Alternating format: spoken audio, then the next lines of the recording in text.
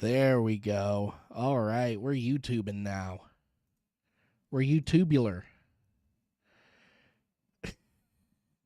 And the automatic vertical still has no idea what to do, so it just picks up the middle of the screen. Okay, let me get YouTube chat working just so I don't miss anything. There we go.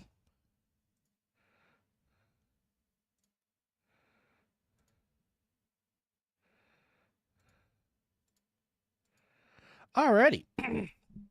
So yes, today we are going to be starting a brand new book. And by brand new, I mean very old, but new to the channel. We're going to be starting A Tale of Two Cities, a story of the French Revolution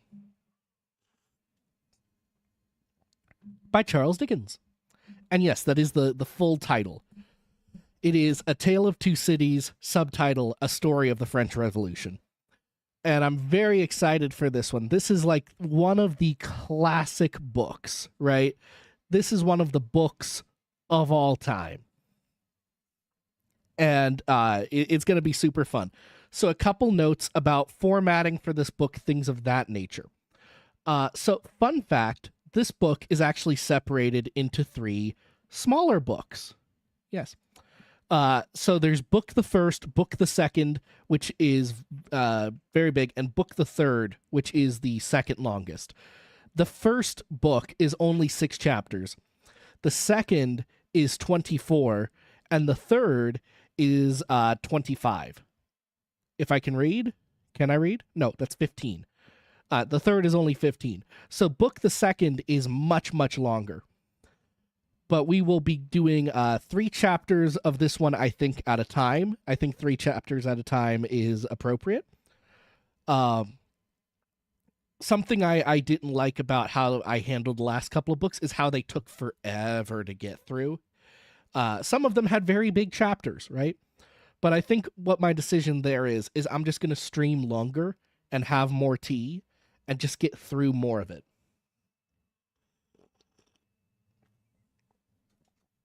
So that's my plan, is to do 3 chapters at a time.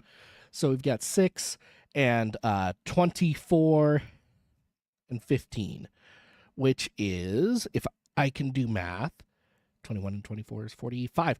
45 chapters divided by 3 is, it'll be a big number. It'll still take us a number of weeks to get through that with 3 chapters at a time.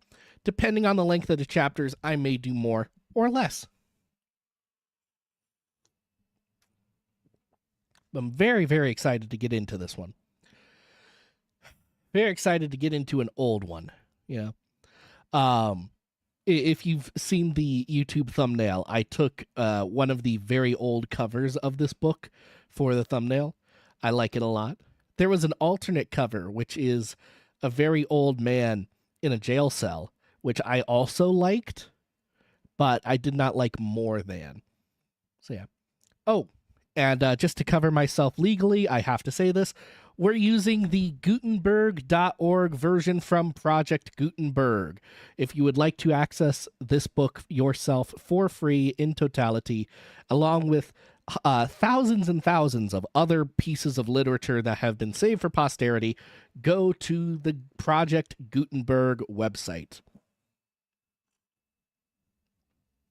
They do. I noticed the other day that they have that down at the bottom, like, hey, if you use our stuff, just like mention us, please. It's like, oh yeah, that's fair. You've gone through all of that hard work. That's fair.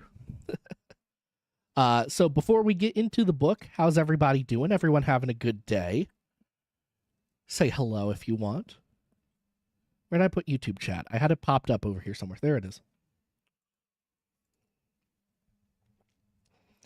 When I start reading, I will occasionally interrupt myself for chat, but not if I feel like it would be a disservice to the book itself, if that makes sense.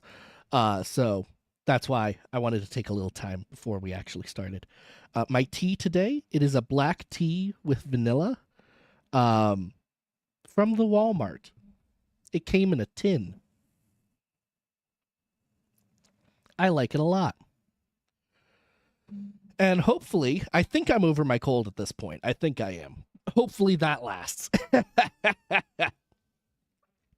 Hopefully that lasts. All right. Well, without further actually I will do one more thing because I've missed Bobble. I'm bringing Bobble back myself. It's Bobble time. Look at the boy. He's so happy to be here. He just wants to read. I missed Bobble. All right. Let's get this party started. Book the First, Recalled to Life. Chapter 1, The Period. It was the best of times. It was the worst of times. It was the age of wisdom. It was the age of foolishness. It was the epoch of belief, and it was the epoch of incredulity. It was the season of light. It was the season of darkness. It was the spring of hope, but it was the winter of despair. We had everything before us, and we had nothing before us. We were all going direct to heaven. We were all going direct the other way. In short, the period was so far like the present period that some of its noisiest authorities insisted on it being received, for good or for evil, in the superlative degree of comparison only. There was a king with a large jaw, and a queen with a plain face on the throne of England. There was a king with a large jaw, and a queen with a fair face on the throne of France. In both countries it was clearer than crystal to the lords of the state, preserves of loaves and fishes, that things in general were settled forever. It was the year of our Lord 1775. Spiritual revelations were conceded to England at that favored period, as at this. Mrs. Southcott had recently attained her 25th blessed birthday, of whom a prophetic private in the Life Guards had heralded the sublime appearance by announcing that arrangements were made for the swallowing up of London and Westminster. Even the Cochran ghost had been laid only a round dozen of years after rapping out its messages, as the spirits of this very year last past, supernaturally deficient in originality, rapped out theirs. Mere messages in the earthly order of events had lately come to the English crowd and people from a congress of British subjects in America, which, strange to relate, have proved more important to the human race than any communications yet received through any of the chickens of the Cochran brood.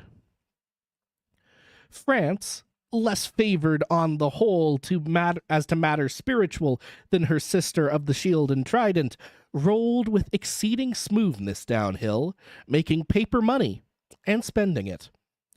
Under the guidance of her Christian pastors, she entertained herself, besides, with such humane achievements as sentencing a youth to have his hands cut off, his tongue torn out with pincers, and his body burned alive.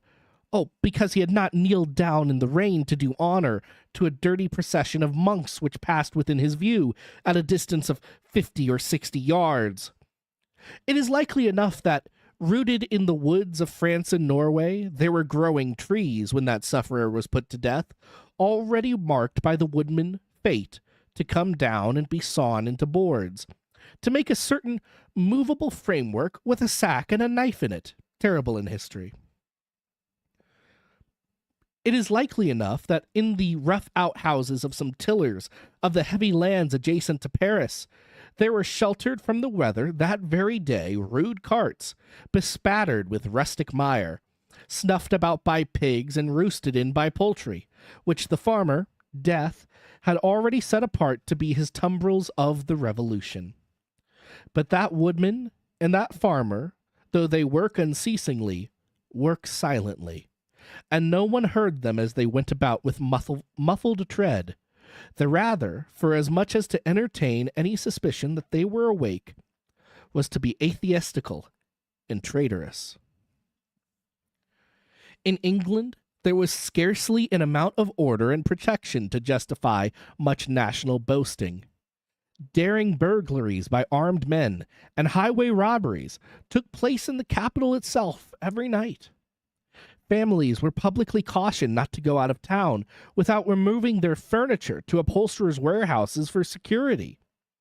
The highwayman in the dark was a city tradesman in the light, and being recognized and challenged by his fellow tradesmen who he had stopped in the character of the captain, gallantly shot him through the head and rode away. The mail was waylaid by 7 robbers, and the guard shot 3 dead, and then got shot dead himself by the other 4, in consequence of the failure of his ammunition. After which the mail was robbed in peace. That magnificent potentate, the Lord Mayor of London, who was made to stand and deliver on Turnham Green by one highwayman, who despoiled the illustrious creature in sight of all his retinue. Prisoners in London jails fought battles with their turnkeys, and the majesty of the law fired blunderbusses in among them, loaded with rounds of shot and ball. Thieves snipped off diamond crosses from the necks of noble lords at court drawing rooms. Musketeers went into St. Giles to search for contraband goods, and the mob fired on the musketeers, and the musketeers fired on the mob, and nobody thought any of these occurrences much out of the common way. In the midst of them, the hangman, ever busy and ever worse than useless, was in constant requisition. Now stringing up long rows of miscellaneous criminals, now hanging a housebreaker on Saturday who had been taken on Tuesday, now burning people in the hand at Newgate by the dozen, and now burning pamphlets at the door of Westminster Hall, today taking the life of an atrocious murderer, and tomorrow of a wretched pilferer who had robbed a farmer's boy of 6 pence.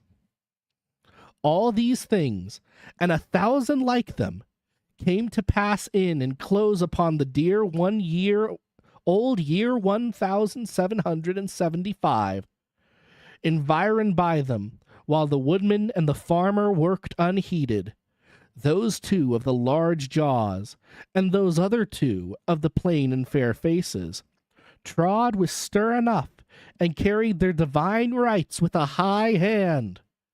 Thus did the year 1775 conduct their greatnesses, and myriads of small creatures, the creatures of this chronicle among the rest, along the roads that lay before them. And that's the end of chapter 1. I know that one had a little bit of a, what we might consider today an overwrought analogy, but I'll explain it plainly. He was saying that because of all the crime and because of the harsh punishments for the crime, revolution was brewing. It was a matter of fate and a matter of death. That's what he was saying. And that these 2 countries, being Britain and France, are going to deal with these things in different ways. And we will see how they shall deal. At least that's what I believe he was saying with the English and France comparison. By the title, A Tale of Two Cities, it suggests to me that we're going to see the difference between kind of the American Revolution and the French Revolution.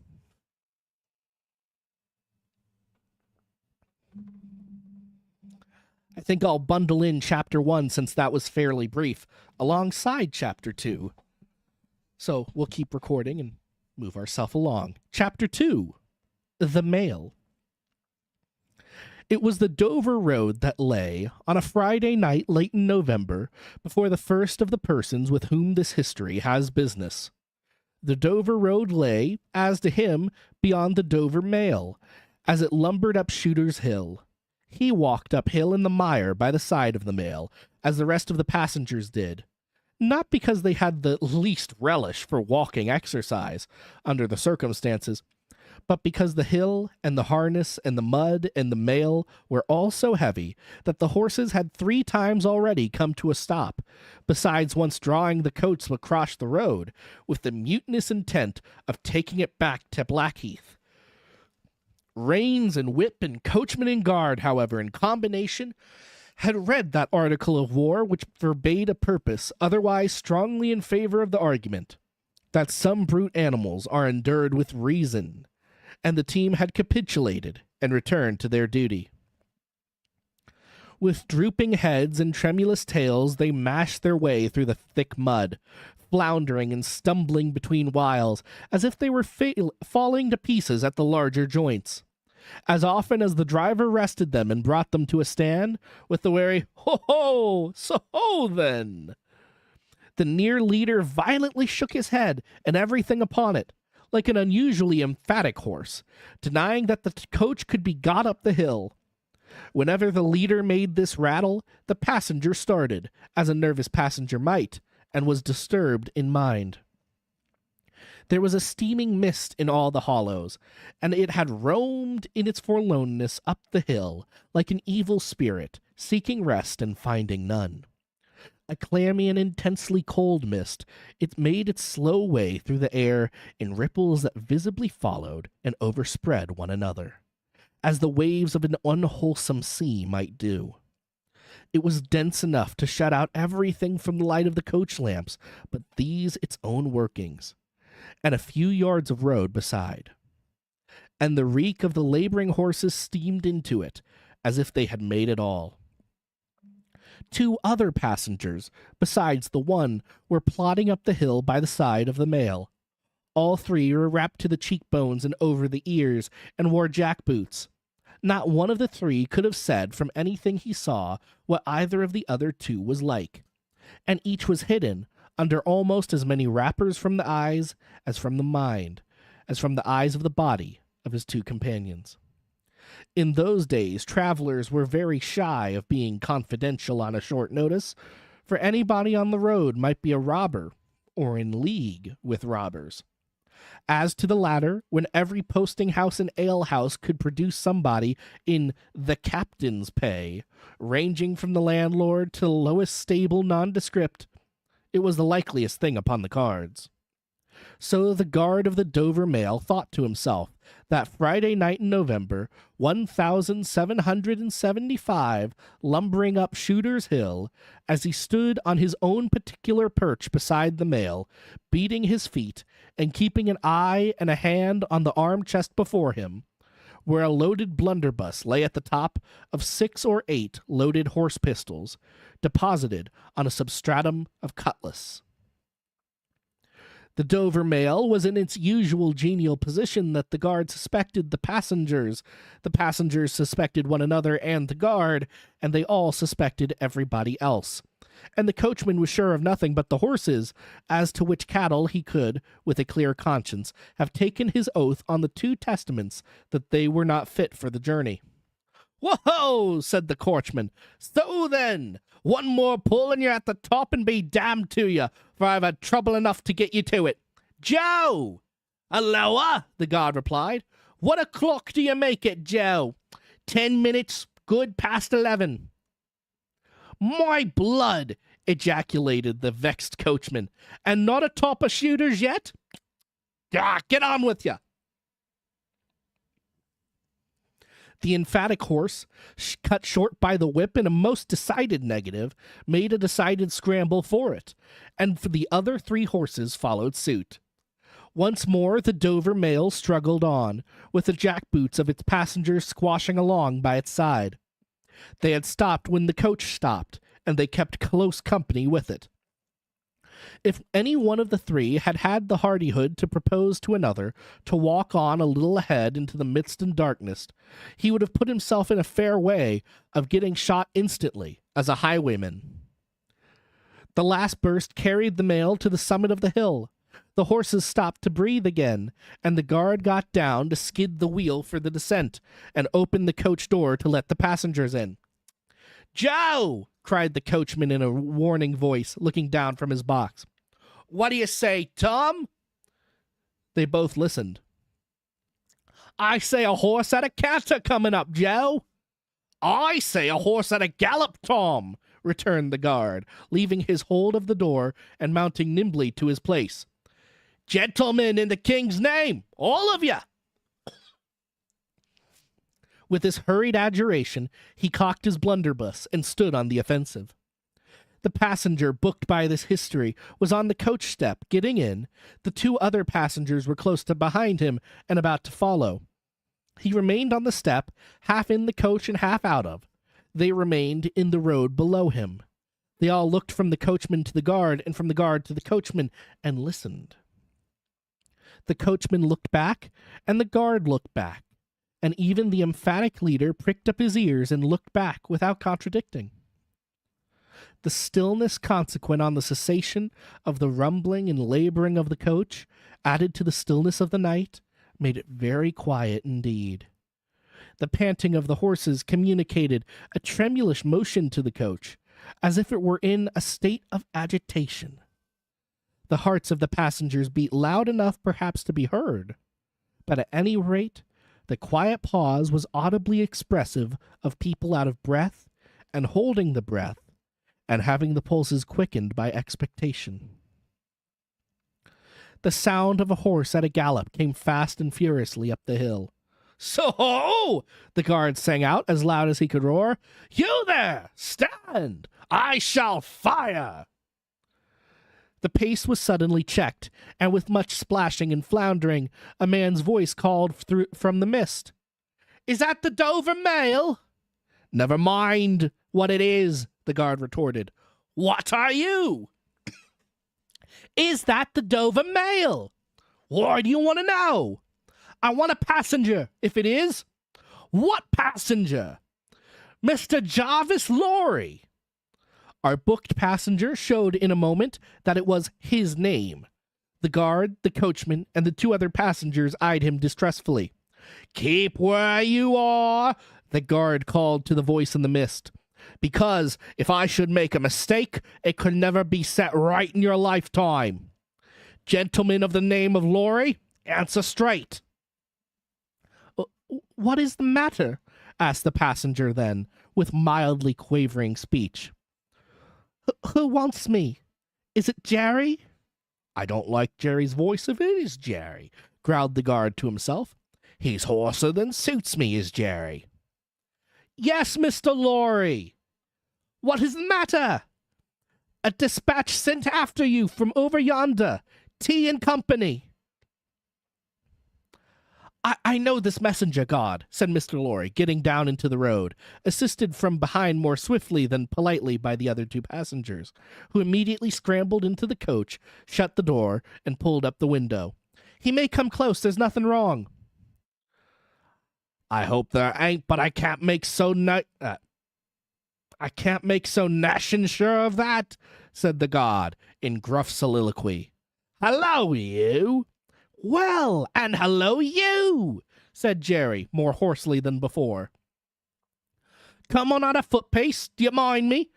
And if you got the holsters to that saddle of yourn, don't let me see your hand go nigh 'em, for I'm a devil at a quick mistake, and when I make one, it takes the form of lead. So now let's look at you." The figures of a horse and rider came slowly through the eddying mist, and came up to the side of the mail where the passenger stood.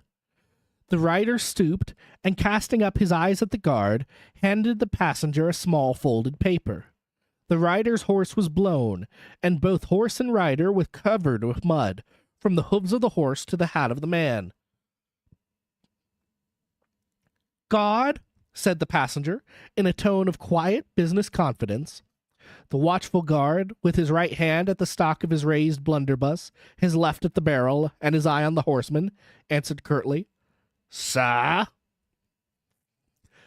"There's nothing to apprehend. I belong to Tellson's Bank. You must know Tellson's Bank in London. I'm going to Paris on business. A crown to drink. I may read this?" If so be as you're quicken, sir." He opened it at the light of the coach lamp on that side, and read, first to himself, and then aloud, "Wait at Dover for Mamselle. It's not long, you see, guard. Jerry, say that my answer was recalled to life." Jerry started in his saddle. "That's a blazing strange answer, too," said he, at his hoarsest. "Take that message back, and they will know I received this, as well as if I wrote. Make the best of your way. Good night." With those words, the passenger opened the coach door and got in, not at all assisted by his fellow passengers, who had expeditiously secreted their watches and purses in their boots, and were now making a general pretense of being asleep, with no more definite purpose than to escape the hazard of originating than any other kind of action. The coach lumbered on again, with heavier wreaths of mist closing round it as it began the descent. The guard soon replaced his blunderbuss in his arm chest, and having looked to the rest of its contents, and having looked to the supplementary pistols that he wore in his belt, looked to a smaller chest beneath his seat, in which there were a few smith's tools, a couple of torches, and a tinder box. For he was furnished with that completeness that if the coach lamps had been blown and stormed out, which did occasionally happen, he only had to shut himself up inside, keep the flint and steel sparks well off the straw, and get a light with tolerable safety and ease, if he were lucky, in 5 minutes. "Tom!" softly came over the coach roof. "Hello, Joe. Did you hear the message?" "I did, Joe." "What did you make of it, Tom?" "Nothing at all, Joe." "That's a coincidence, too," the guard mused, "for I made the same of it myself." Jerry, left alone in the midst and darkness, dismounted meanwhile, not only to ease his spent horse, but to wipe the mud from his face and shake the wet out of his hat brim, which might be capable of holding about half a gallon. After standing with the bridle over his heavily splashed arm until the wheels of the mail were no longer within hearing, and the night was quite still again, he turned to walk down the hill. "After that there gallop from Temple Bar, old lady, I won't trust your forelegs till I get you on a level," said this horse messenger, glancing at his mare. "Recalled to life. That's a blazing strange message. Much of that wouldn't do for you, Jerry. I say, Jerry, you'd be in a blazing bad way if recalling to life was to come into fashion, Jerry." And that's the end of chapter 2.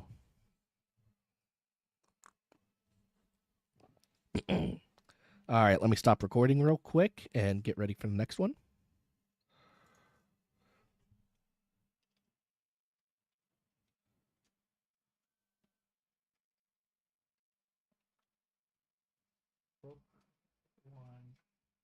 Chapter 1 through 2. And name the recording and start. Not much to say there, really. We have the phrase now, recalled to life. We have no idea what it means. No earthly idea at all what that could mean. And yeah, the introduction of our, I suppose, main character, Jerry. 3 rounds for Jerry, I suppose. Hip, hip, hooray.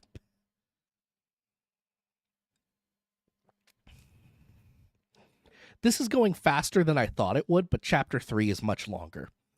So this could still take us a while yet. But if it turns out we haven't hit 2 hours by the time we're done with chapter 3, we may go on to chapter 4. All right, recording again. Here we go. Chapter 3, The Night Shadows. A wonderful fact to reflect upon, that every human creature is constituted to be that profound secret and mystery to every other. A solemn consideration, when I enter a great city by night, that every one of those darkly clustered houses encloses its own secret, that every room and every one of them encloses its own secret, that every beating heart in the hundreds of thousands of breasts there is, in some of its imaginings, a secret to the heart nearest it. Something of the awfulness of even of death itself is referable to this.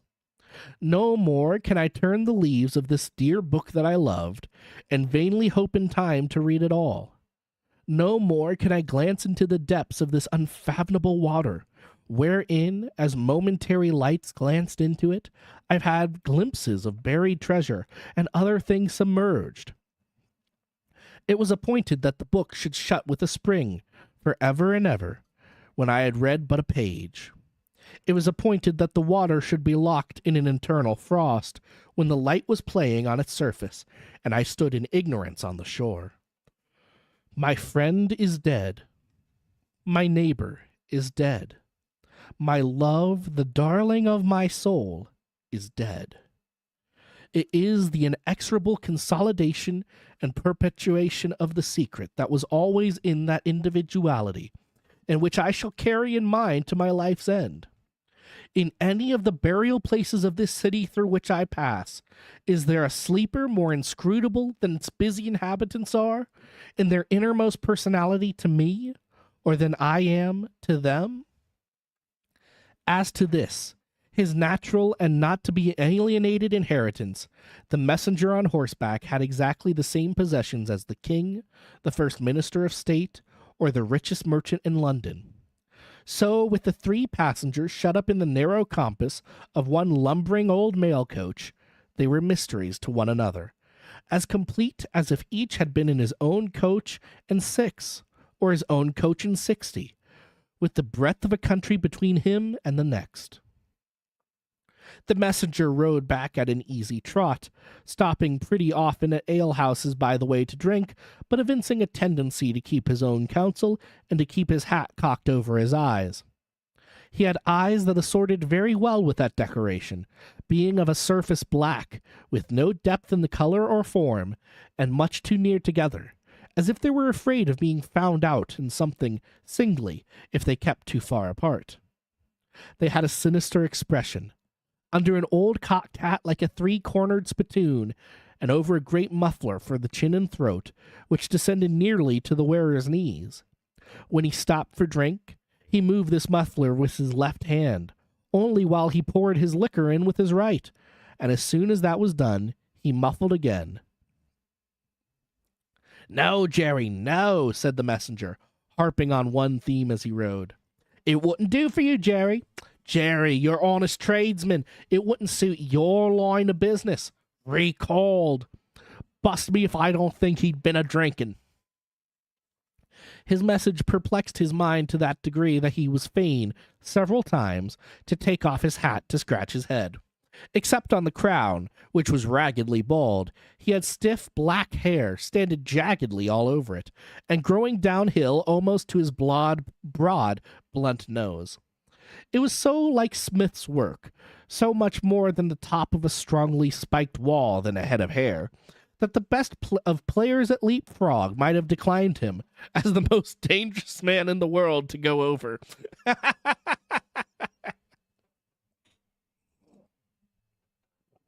Good one, Charles. When he trotted back with the message, he was delivered to the night watchman in his box at the door of Tellison's Bank by Temple Bar, who was to deliver it to greater authorities within. The shadows of the night took such shapes to him as arose out of the message, and took such shapes to the mare as arose out of her private topics of uneasiness. They seemed to be numerous, for she shied at every shadow on the road.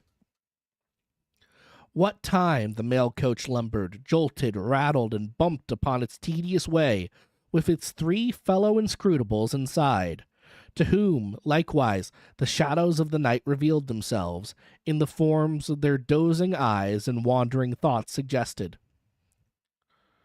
Tellison's Bank had a run upon it in the mail, as the bank passenger, with an arm drawn through the leather strap, which did what lay in it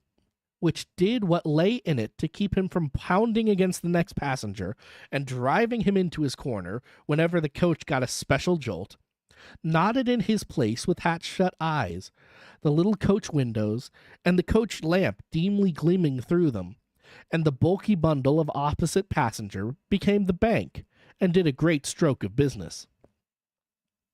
The rattle of the harness was the chink of money, and more drafts were honored in 5 minutes than even Tellson's, with all its foreign and home connection, ever paid in thrice the time.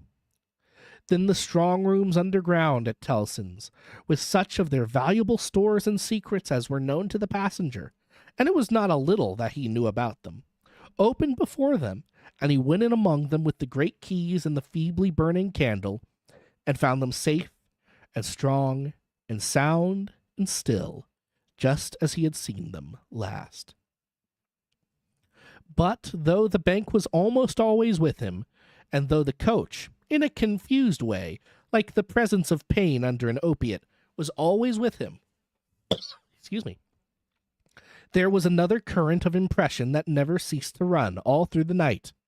He was on his way to dig someone out of a grave.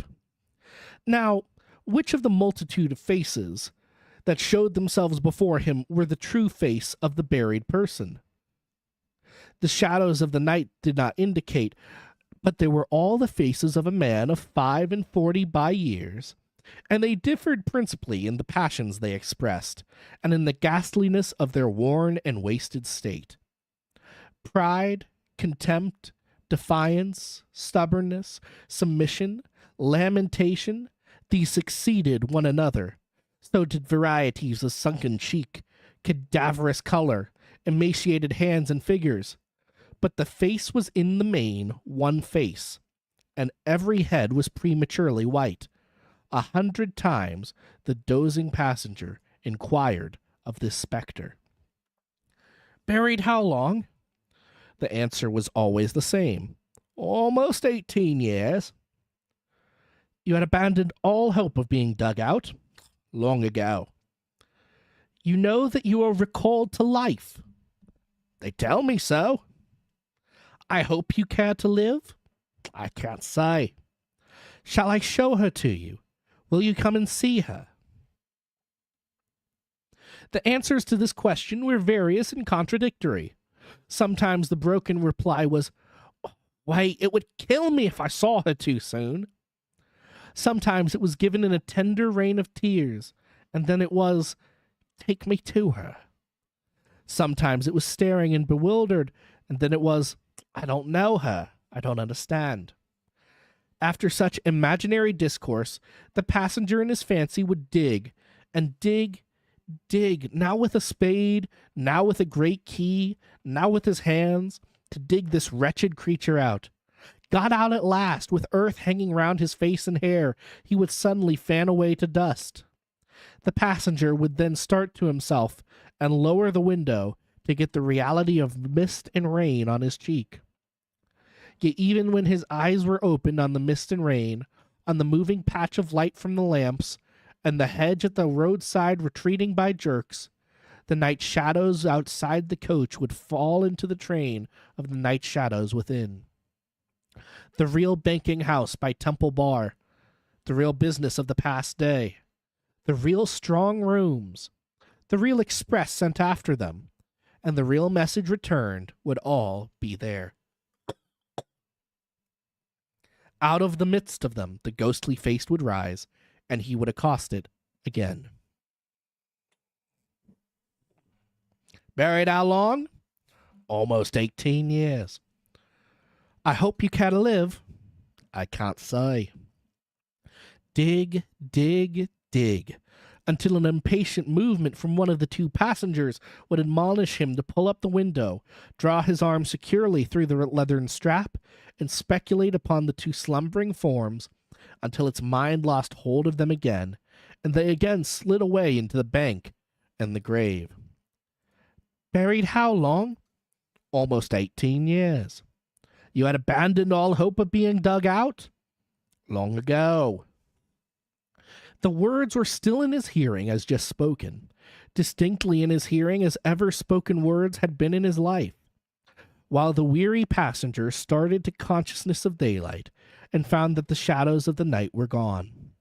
He lowered the window and looked out at the rising sun. There was a ridge of plowed land, with a plow upon it where it had been left last night when the horses were unyoked.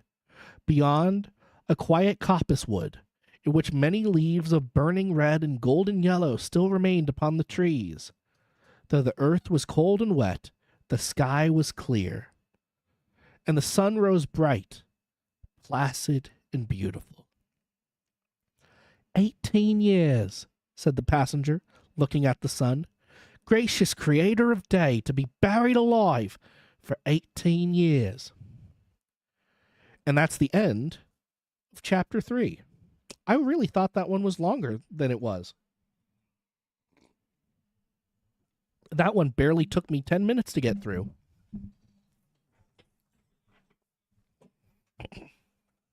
My voice is starting to get a little weak, you might have noticed, but I think we'll press on to chapter 4 and keep it in the same video as well, so no need to mess with the recording. Allow me a second to clear my throat.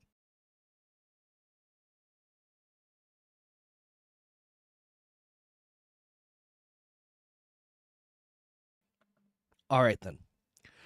Chapter 4, The Preparation. When the mail got successfully to Dover in the course of the forenoon, the head drawer at the Royal George Hotel opened the coach door as his custom was. He did it with some flourish of ceremony, for a mail journey from London in winter was an achievement to congratulate an adventurous traveler upon. By that time, there was only one adventurous traveler left to be congratulated, for the other two had been set down at their respective roadside destinations. The mildewy inside of the coach, with its damp and dirty straw, its disagreeable smell, and its obscurity, was rather like a larger dog kennel. Mr. Lorry, the passenger, shaking himself out of it, were in chains of straw, a tangle of shaggy wrapper, flapping hat, and muddy legs, was rather like a larger sort of dog. There will be a packet to Calais tomorrow, drawer. Yes, sir. If the weather holds and the wind sets tolerable fair, the tide will serve pretty nicely at about 2 in the afternoon, sir. Bed, sir? I shall not go to bed tonight, till night, but I want a bedroom and a barber. And then breakfast, sir. Yes, sir. That way, sir, if you please. Show Concord. Gentlemen's valise and hot water to Concord. Pull off gentlemen's boots in Concord. You'll find a fine sea coal fire, sir. Fetch barber to Concord. Stir about there now. For Concord. The Concord bedchamber being always assigned to a passenger by the mail, and passengers by the mail being always heavily wrapped up from head to foot, the room had the odd interest of the establishment of the Royal George, that although but one kind of man was seen to go into it, all kinds and varieties of men came out of it. Consequently, another drawer and 2 porters and several maids and the landlady were all loitering by accident at various points of the road between the Concord and the coffee room, when a gentleman of 60, formally dressed in a brown suit of clothes, pretty well worn but very well kept, with large square cuffs and large flaps to the pockets, passed along on his way to his breakfast. The coffee room had no other occupant that forenoon than the gentleman in brown. His breakfast table was drawn before the fire, and as he sat, with its light shining on him, waiting for the meal, he sat so still that he might have been waiting for his portrait. Very orderly and methodical he looked, with a hand on each knee, and a loud watch ticking a sonorous sermon under his flapped waistcoat, as though it pitted its gravity and longevity against the levity and evanescence of the brisk fire. He had a good leg, and he was a little vain of it, for his brown stockings fitted sleek and close, and were of a fine texture. His shoes and buckles, too, though plain, were trim. He wore an odd little sleek, crisp, flaxen wig, setting very close to his head, which wig, it is to be presumed, was made of hair, but which looked far more as though it was spun from filaments of silk or glass. His linen, though not of a fineness in accordance with his stockings, was as white as the top of the waves that broke upon the neighboring beach, or the specks of sails that glinted in the sunlight far at sea. A face habitually suppressed and quieted was still lighted up under the quaint wig by a pair of moist, bright eyes that it must have cost their owner, in years gone by, some pains to drill to the composed and reserved expression of Tellson's Bank. He had a healthy color in his cheeks, and his face, though lined, bore few traces of anxiety. But perhaps the confidential bachelor clerks in Tellson's Bank were principally occupied with the cares of other people, and perhaps second-hand cares, like second-hand clothes, come easily off and on. Completing his resemblance to a man who was sitting for his portrait, Mr. Lorry dropped off to sleep. The arrival of his breakfast roused him, and he said to the drawer, as he moved his chair to it, "I wish accommodation prepared for a young lady who may come here at any time today. She may ask for Mr. Jarvis Lorry, or she may only ask for a gentleman from Tellson's Bank. Please to let me know." Yes, sir. Tellson's Bank in London, sir?" "Yes." Yes, sir. We have oftentimes the honour to entertain you gentlemen in their travellings backwards and forwards betwixt London and Paris, sir. A vast deal of travelling, sir, in Tellson and Company's house." "Yes. We are quite a French house, as well as an English one." Yes, sir. Not much in the habit of such travelling yourself, I think, sir?" "Not of late years. It is 15 years since I came last from France." "Indeed, sir. That was before my time here, sir. Before our people's time here, sir. The George was in other hands at that time, sir." "I believe so." "But I would hold a pretty wager, sir, that a house like Tellson and Company was flourishing a matter of 50, not to speak of 15 years ago." "You might treble that, and say 150, yet not be far from the truth." "Indeed, sir." Rounding his mouth and both his eyes, as he stepped backward from the table, the waiter shifted his napkin from his right arm to his left, dropped it into a comfortable attitude, and stood surveying the guest while he ate and drank, as from an observatory or watchtower, according to the immemorial usage of waiters in all ages. When Mr. Lorry had finished his breakfast, he went down for a stroll on the beach. Excuse me. The little narrow, crooked town of Dover hid itself away from the beach and ran its head into the chalk cliffs like a marine ostrich. The beach was a desert of heaps of sea and stones tumbling wildly about, and the sea did what it liked, and what it liked was destruction. It thundered at the town, and thundered at the cliffs, and brought the coast down madly. The air among the houses was of so strong a piscatory flavor that one might have supposed sick fish went up to be dipped in it, as sick people went down to be dipped in the sea. A little fishing was done in the port, and a quantity of strolling about by night, and looking seaward, particularly at those times when the tide made and was near flood. Small tradesmen, who did no business whatever, sometimes unaccountably realized large fortunes, and it was remarkable that nobody in the neighborhood could endure a lamplighter. As the day declined into the afternoon, and the air, which had been at intervals clear enough to allow the French coast to be seen, became again charged with mist and vapor, Mr. Lorry's thoughts seemed to cloud too. When it was dark, he sat before the coffee-room fire, awaiting his dinner as he had awaited his breakfast. His mind was busily digging in the live red coals. A bottle of good claret? I'm not sure, actually. Some kind of a wine. After dinner, does a digger in the red coals no harm. Otherwise than as it had a tendency to throw him out of work. Mr. Lorry had been idle a long time, and had just poured out his last glassful of wine with as complete an appearance of satisfaction as is ever to be found in an elderly gentleman of a fresh complexion who has got to the end of a bottle. With a rattling of wheels came up the narrow street, and rumbled into the inn. He sat his glass down, untouched. "This is Mam'selle," he said. In a very few minutes the waiter came in to announce that Miss Manette had arrived from London, and would be happy to see the gentleman from Tellson's. "So soon?"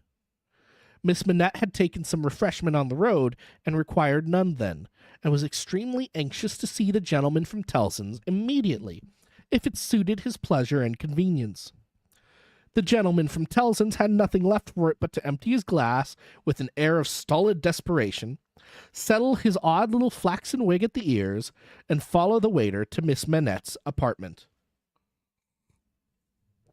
It was a large, dark room, furnished in a funeral manner with black horsehair, and loaded with heavy, dark tables.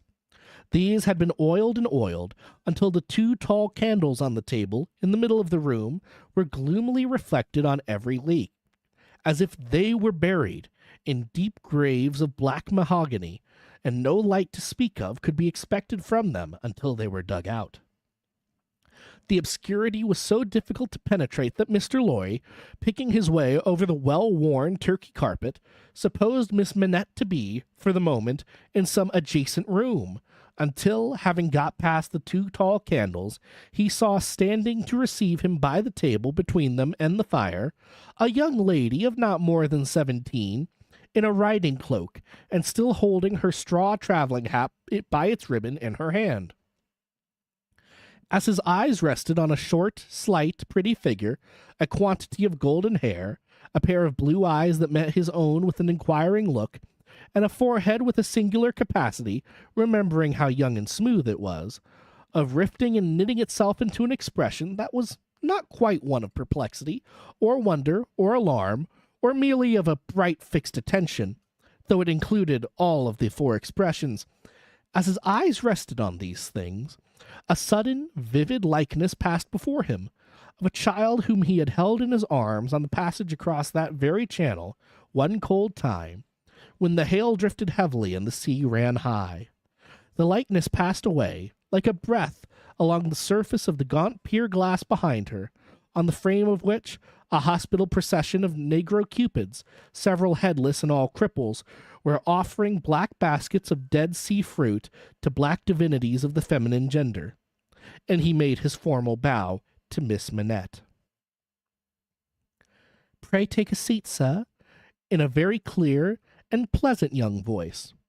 A little foreign in its accent, but a very little indeed. "I kiss your hand, miss," said Mr. Lorry, with the manners of an earlier date, as he made his formal bow again and took his seat. "I received a letter from the bank, sir, yesterday, informing me that some intelligence or discovery— the word is not material, miss, either word will do— well, respecting the small property of my poor father, who I never saw, so long dead." Mr. Lorry moved in his chair and cast a troubled look towards the hospital procession of negro cupids, as if they had any help for anybody in their absurd baskets.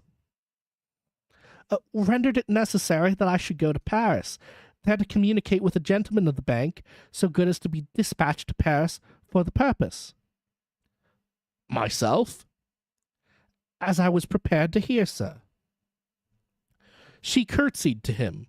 Young ladies made curtsies in those days, with a pretty desire to convey to him that she felt how much older and wiser he was than she.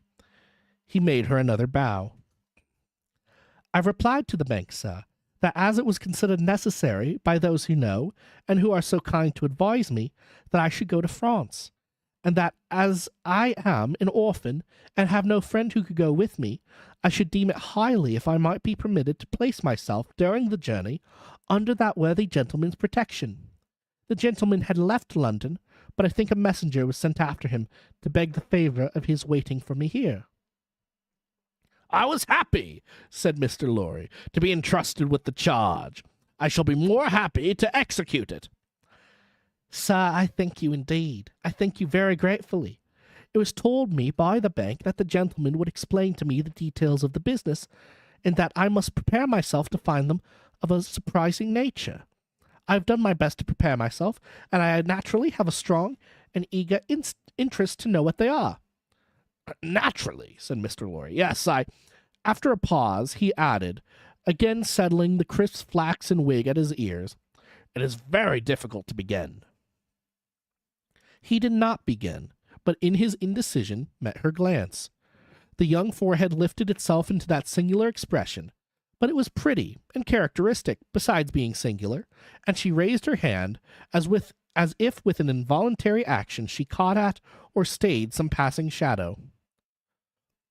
"Are you quite a stranger to me, sir?" "Am I not?" Mr. Lorry opened his hands and extended them outwards with an argumentative smile.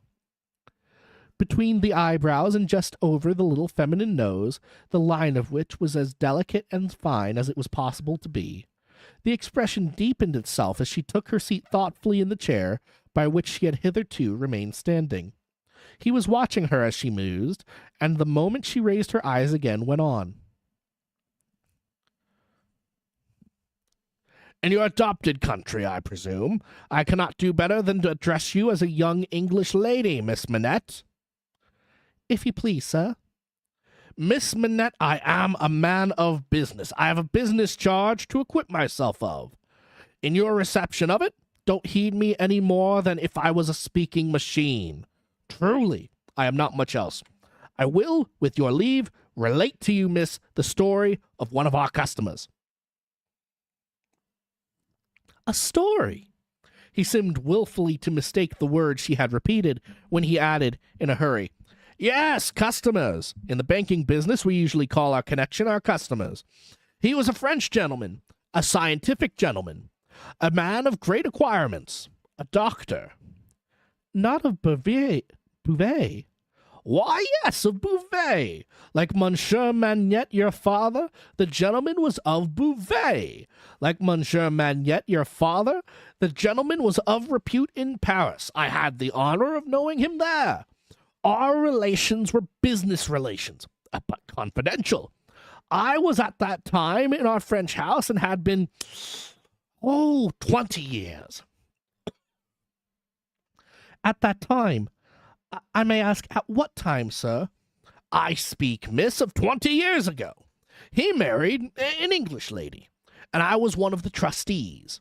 His affairs, like the affairs of many other French gentlemen and French families, were entirely in Tellson's hands. In a similar way, I am, or I have been, trustee of one kind of another of scores of our customers.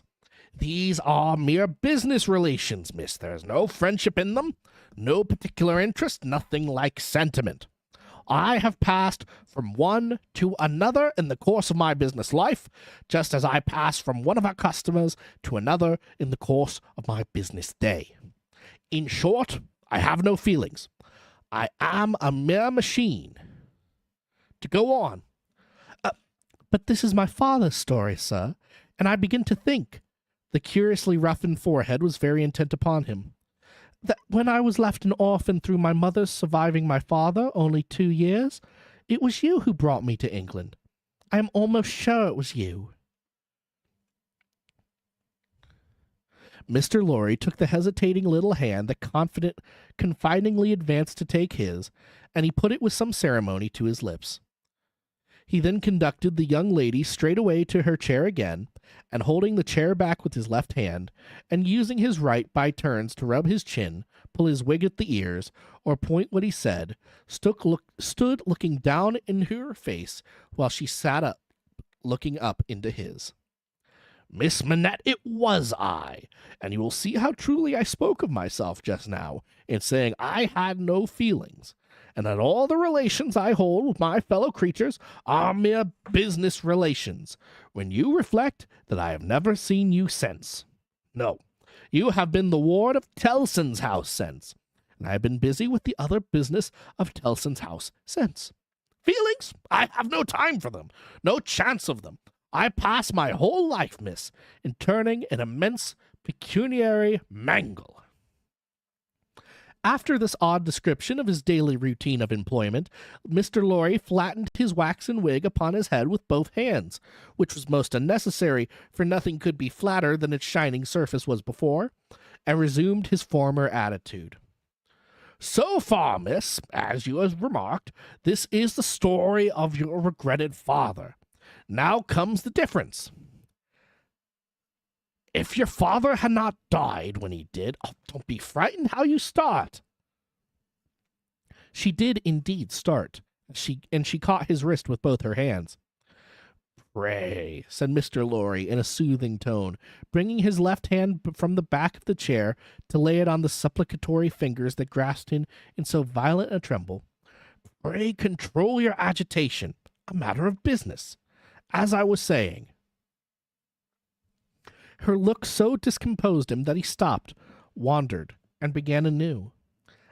As I was saying, if Monsieur Manette had not died, if he had suddenly and silently disappeared, if he had been spirited away, if it had not been difficult to guess to what dreadful place, though no art could trace him, if he had an enemy and some compatriot who could exercise a privilege that I in my own time have known the boldest people afraid to speak of in a whisper, across the water there. For instance, the privilege of filling up blank forms for the consignment of any one to the oblivion of a prison for any length of time. If his wife had implored the king, the queen, the court, the clergy, for any tidings of him, and all quite in vain, then the history of your father would have been the history of this unfortunate gentleman, the Doctor of Beauvais.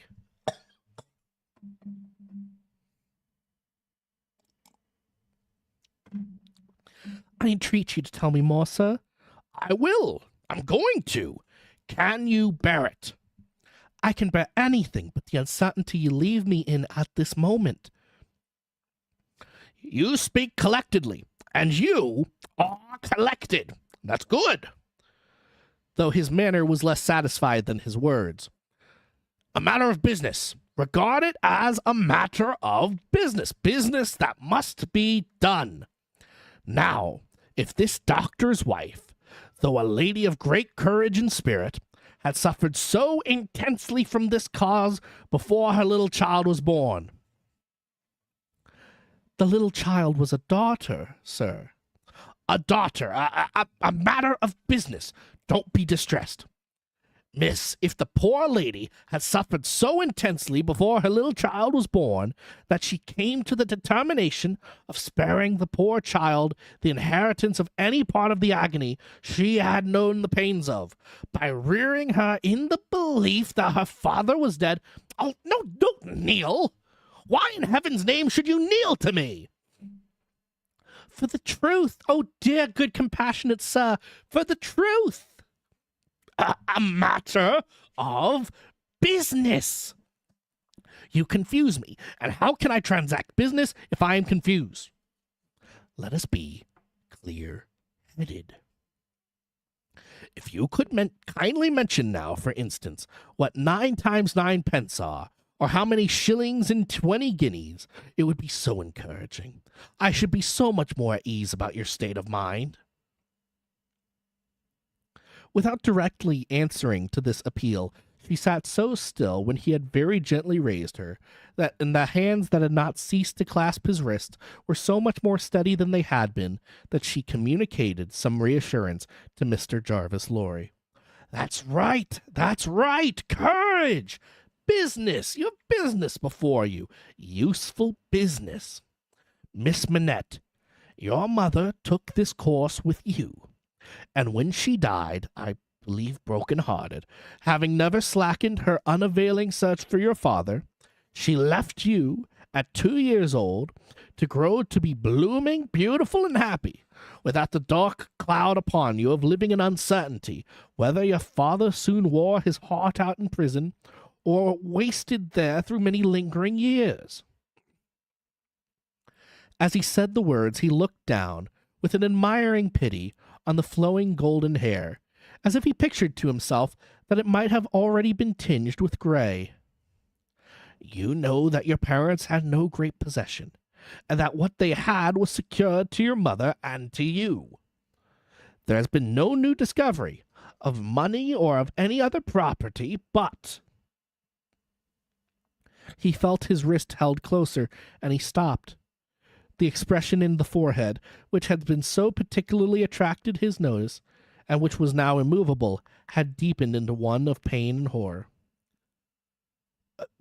But he has been found. He is alive. Greatly changed, it is too probable. Almost a wreck, it is possible, though we will hope the best, still alive. Your father has been taken to the house of an old servant in Paris, and we are going there. I, to identify him if I can. You, to restore him to life, love, duty, rest, and comfort. A shiver ran through her frame, and from it through his. She said, in a low, distinct, awe-stricken voice, as if she were saying it in a dream. I'm going to see his ghost? It will be his ghost, not him. Mr. Lorry quietly chafed the hands that held his arm. There. See now. The best and the worst are known to you now. You are well on your way to the poor wronged gentleman, and with a fair sea voyage and a fair land journey, you will soon be at his dear side. She repeated in the same tone, sunk to a whisper. I have been free. I have been happy. Yet his ghost has never haunted me. Only one more thing, said Mr. Lorry, laying stress upon it as a wholesome means of enforcing her attention. He has been found under another name, his own, long forgotten or long concealed. It would be worse than useless now to inquire which, worse than useless to seek to know whether he has been for years overlooked or always designedly held prisoner. It would be worse than useless now to make any inquiries, because it would be dangerous. Better not to mention the subject anywhere or in any way, and to remove him, for a while at all events, out of France.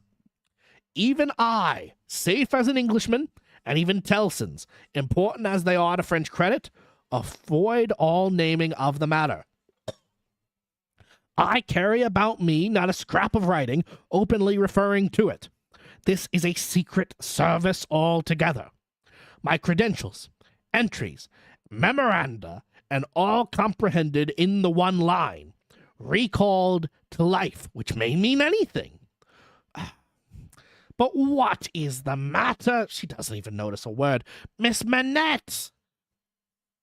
Perfectly still and silent, and not even fallen back in her chair, she sat under his hand, utterly insensible, with her eyes open and fixed upon him, and with that last expression looking as if it was carved or brandished into her forehead. So close was her hold upon his arm that he feared to detach himself, lest he should hurt her. Therefore he called out loudly for assistance without moving. A wild-looking woman, whom even in his agitation Mr. Lorry observed to be all of a red color, and to have red hair, and to be dressed in some extraordinarily tight-fitting fashion, and to have on her head a most wonderful bonnet like a Grenadier wooden measure, and good measure too, or a great Stilton cheese, perhaps, came running into the room in advance of the inn servants, and soon settled the question of his detachment from the poor lady by laying a brawny hand upon his chest and sending him flying back against the nearest wall. I really think this must be a man, was Mr. Lorry's breathless reflection, simultaneously with his coming against the wall. Why, look at you all, bawled this figure, addressing the inn servants. Why don't you go and fetch things instead of standing there staring at me? I am not so much to look at, am I? Why don't you go and fetch things? I'll let you know, if you don't bring smelling salts, cold water, and vinegar quick, I will. There was an immediate dispersal for these restoratives, and she softly laid the patient on a sofa, and tended her with great skill and gentleness, calling her my precious, and my bird, and spreading her golden hair aside over her shoulders with great pride and care. And you and Brown, she said indignantly, turning to Mr. Lorry, couldn't you tell her what you had to tell her without frightening her to death? Look at her, with her pretty pale face and her cold hands. Do you call that being a banker? Mr. Lorry was so exceedingly disconcerted by a question so hard to answer that he could only look on at a distance, with much feebler sympathy and humility, while the strong woman, having banished the inn servants under the mysterious penalty of letting them know, something not mentioned if they are stayed there, staring, recovered her charge by a regular series of gradations, and coached her to lay her drooping head upon her shoulder.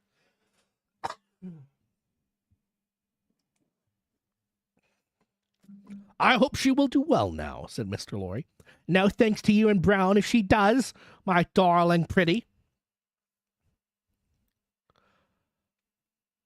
I hope, said Mr. Lorry, After another pause of feeble sympathy and humility, "That you accompany Miss Manette to France?" "A likely thing, too," replied the strong woman. "If it was ever intended that I should go across salt water, do you suppose Providence would have cast my lot in an island?" This being another question hard to answer, Mr. Jarvis Lorry withdrew to consider it. And that is the end of chapter 4. All right. So, I love the setup so far. Setup is great. It seems we shall send Mr. Lorry and this young girl to France, and I suppose they will get caught in the middle of the French Revolution. I'm not exactly sure how this is supposed to go. I'm not exactly sure. This is why I like reading old books. The structure is so strange to the modern eye. Even though it is the basis for most of the structures we have iterated off of them so much that they are strange to us now, that I can't really tell where this is supposed to be going, which is excellent. I do love that a lot. However, as you can hear by the coughs in my voice, I do have to stop us there for today. So we'll cut the recording there. So far, not much of a philosophical bent to ponder. So we'll leave it at that until something really does happen. This is just a setup, this is the rising action. I'm sure very soon we shall see something actually happen. All right, and there's the recording stopped. Tale of Two Seasons, Book 1, Chapter 3, 4. All right. Well, now that's only taken us an hour and 15 in. Just an hour and 15 in. So I think it is time to pivot. Something that will not require me to make very much noise. City skylines.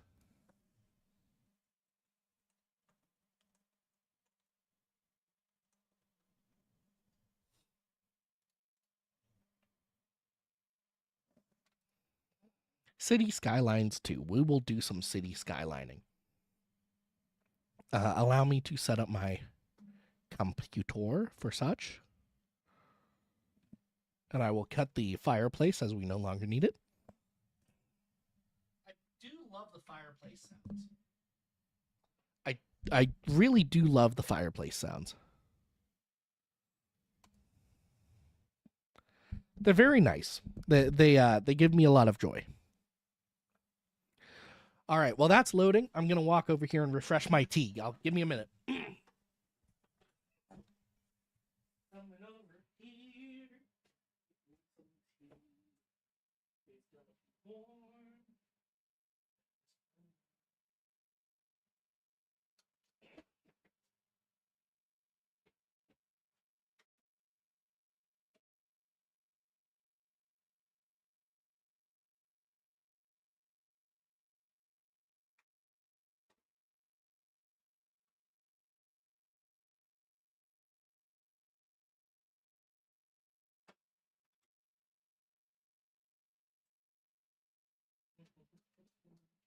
Gotta stir my tea.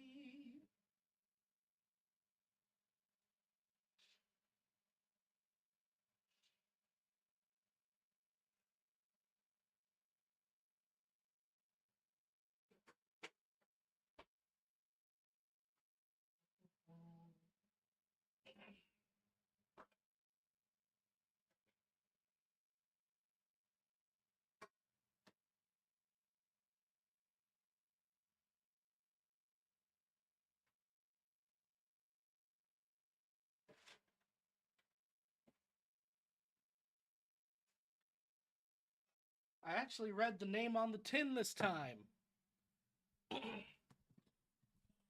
Vanilla Camoro. That's what they call it. All right, game is loading up. So let us saunter over here. It's not... There we go. There's the sound. Right.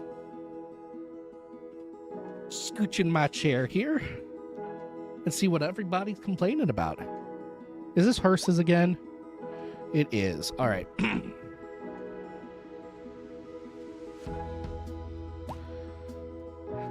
Well, yes, that makes sense, because when last I was here... What's this now?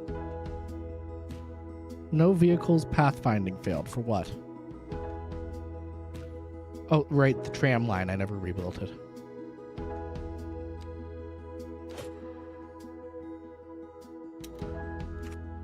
I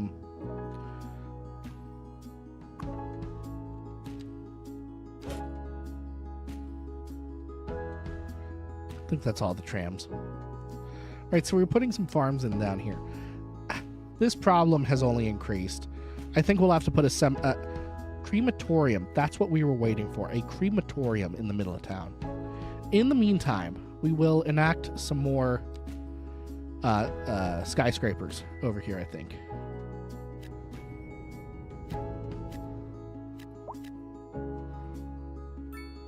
There is such high demand for them that it's time to activate some skyscrapering. See how they're already being built? Yeah, that is a big old traffic jam right there, isn't it?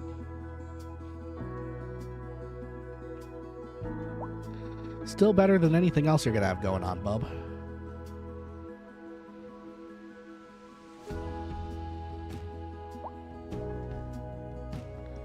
We just need to get to Huge City. Easiest way right now is the XP. Yeah, let's put a small cemetery on this side too, because that's what we're really dealing with right now is cemetery issues.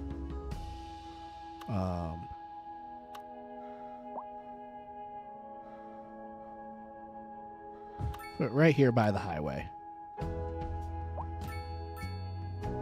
That way no one has to come from the frickin' it's immediately sending them all out. Operating district just here.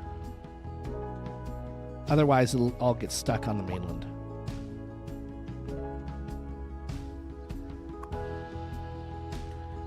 Let's see what they're doing. Look at them go. Going down Anchor Way here. Gonna make a left. Is he trying to get onto the highway? Was I not fast enough on that? I think he is. I think he's heading for the highway. Only real reason to be at this intersection. Yeah, here he goes. Highway time. He's going to spin out then to the city. His destination is 21 Bayview Street. Yeah, he's getting sent out over here real quick. We have a large commercial ask. You don't say. I could continue turning this into New Orleans.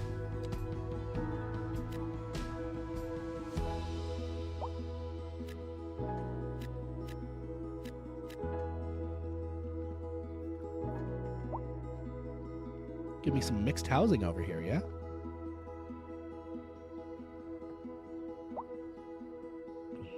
Very good.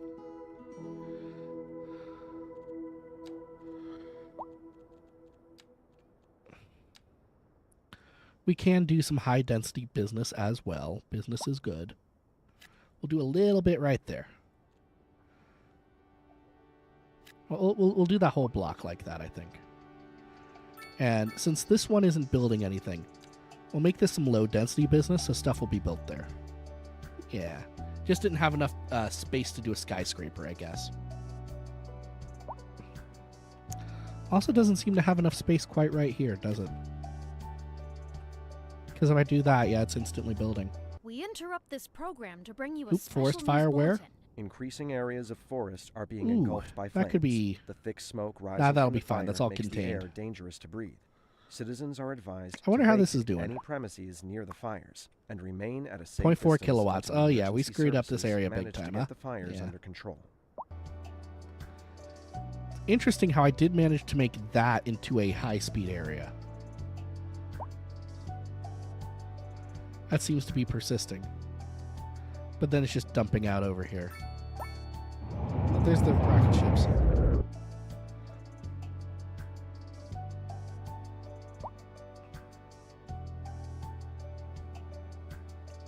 Anywho, maybe we'll fix that some other time. Maybe.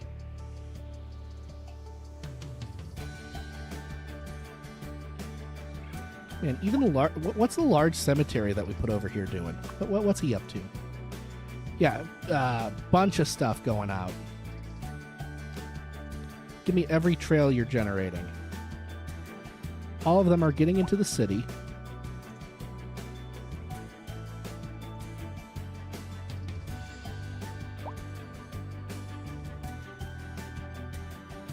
They're just having a rough time with the traffic, I suppose.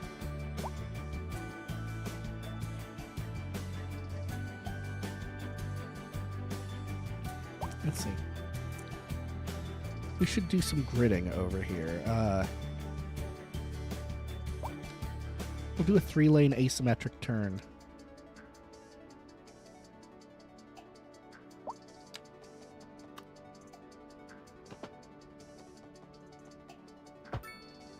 Just about like that.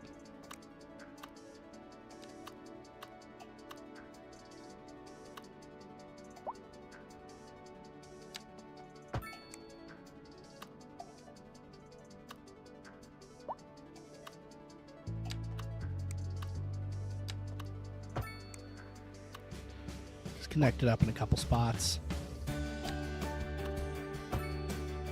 Plow through that business to do that.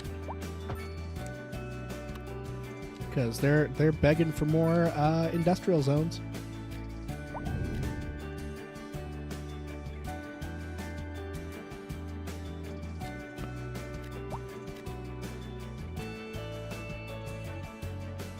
Man, that is not taking a big chunk off of that at all. Looks like most of our employee problems are down. A little bit of a traffic issue right here where everyone wants to go right, looks like.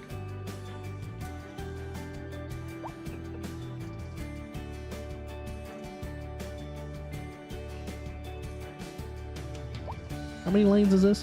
1, 2, 3, 4, 5, 6. And it's shrinking to an 8-lane road? Yeah. I think this is mostly an issue of size of the road.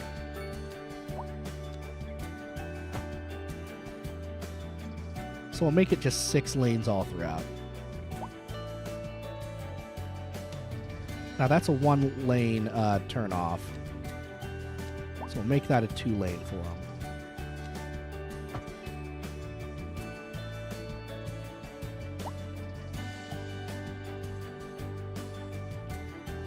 There we go. That's helped with some of it.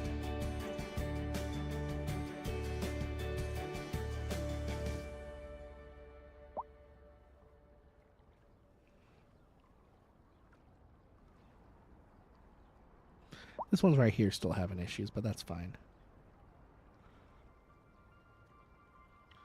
Well, actually, how fine is it? Because it looks like this is serving as a major entry point again.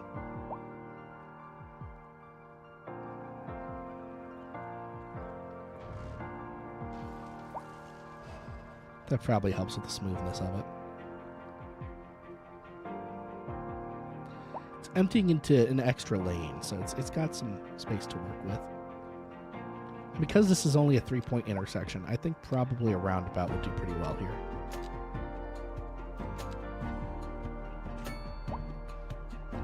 Has to be a large one. Sorry to all the people living there, but that's fine.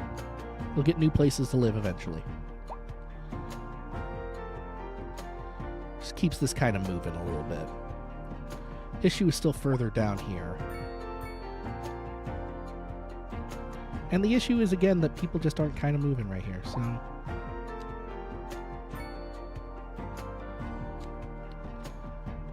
And that is all waterfront property.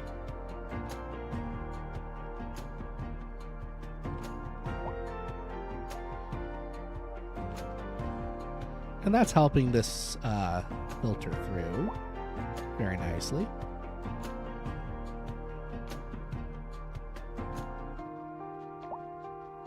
That's working pretty well.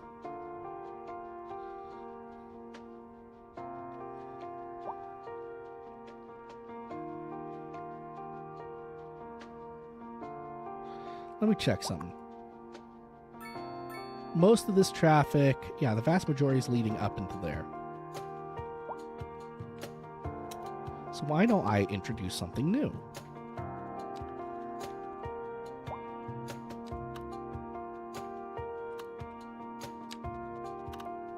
It'll take a little while for this to really become a useful thing.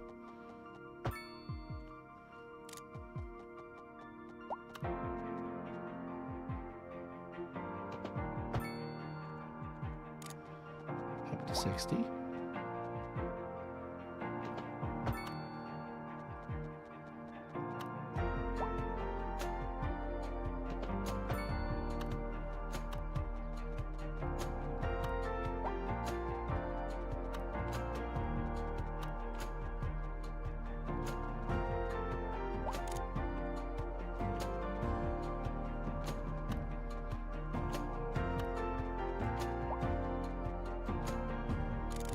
Need to go higher? Maybe it does.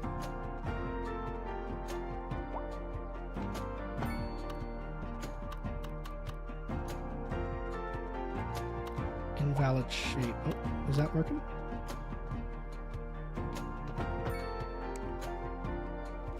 Very good. All right. Does end a little wonky. I'm not exactly sure why it wanted me to do all that. But that does give us a good overpass. Because if everyone wants to go up that way anyway, we'll just let them do it back here. And look at that. Immediately, no one's taking this turn off.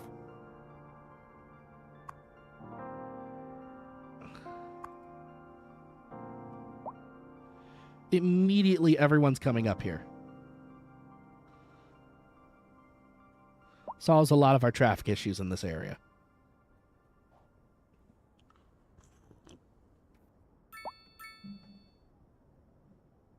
Just kind of needed an overpass. Now entering Fit Digital Games. Prepare for sensory overload. You want it thick. Digital. Are you a man or a mountain? Digital. You ready for a game that And now pretty much no one's taking this. to death? Digital. Then come on down to Thick Digital and we'll hook Yeah, I think you we could up just to a get rid of trip Hemlock around Street almost the altogether. line. Let these last couple guys get through. Then hit them with everything we've got. Digital. Thick Digital. It's all out war.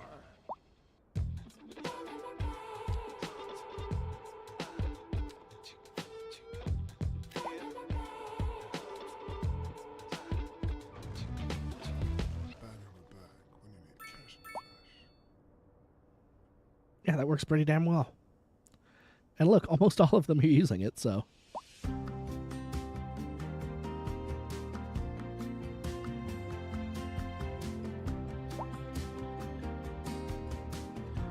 And now it's just traffic trying to filter out into here now.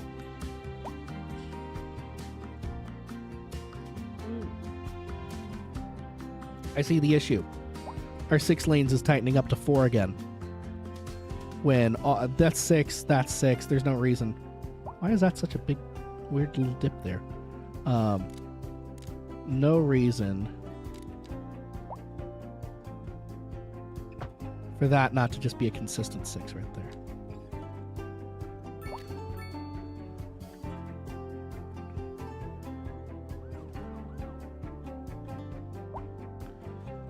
We'll do the same to this road just to give the whole thing consistency.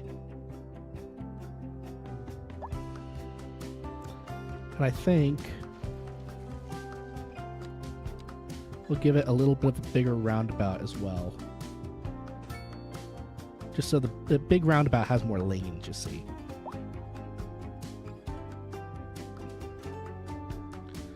Let that run for a minute.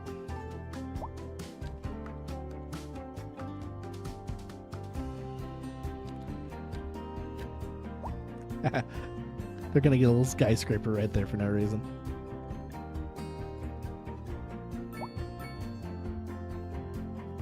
Now that's running a whole lot smoother. It'll take a little time.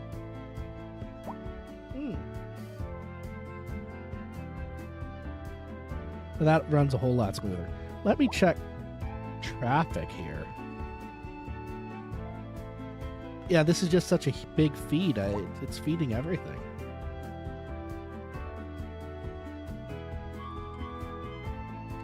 No real way. Like all of the, this needs to be connected to all of these. So there's not much I can do there. And there's just so many people coming in.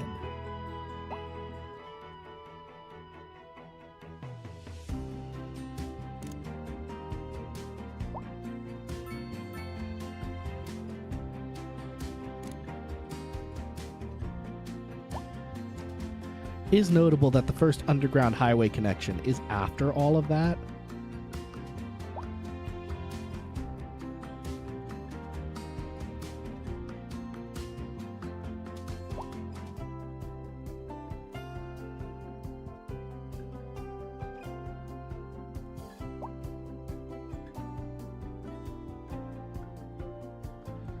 However, the entirety of the traffic jam here is people wanting to go left.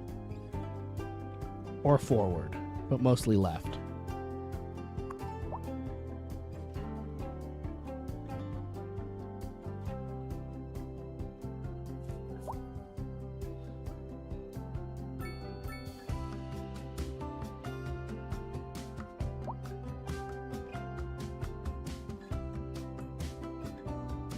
Okay.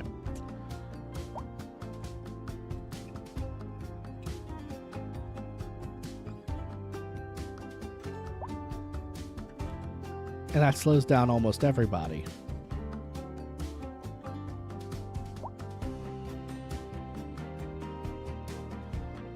Yeah, okay.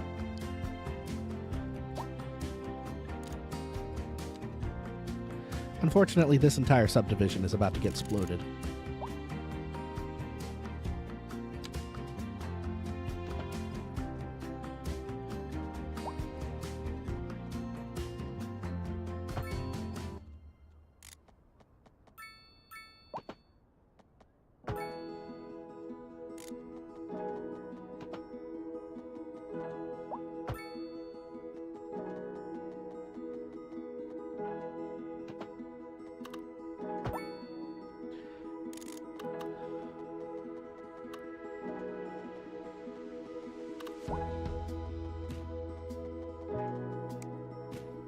Slope too steep. Okay.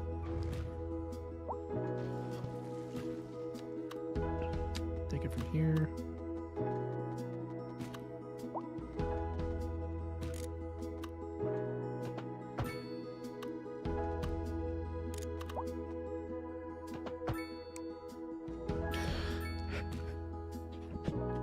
Messy as all hell, but already being used. Already being used.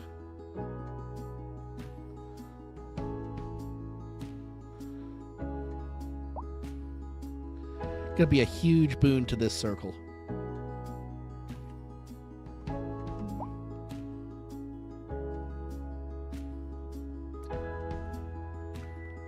Cleared out all of that traffic almost instantly.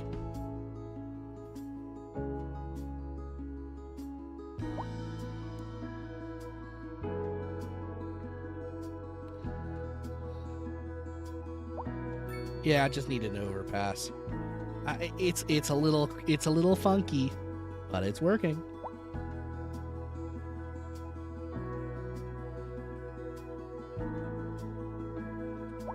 Okay, looks like we need some more skyscrapers. Oh,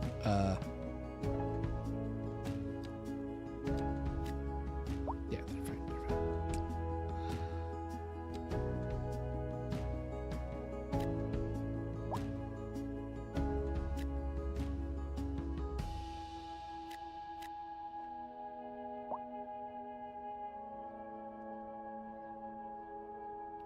That can work? I don't think so.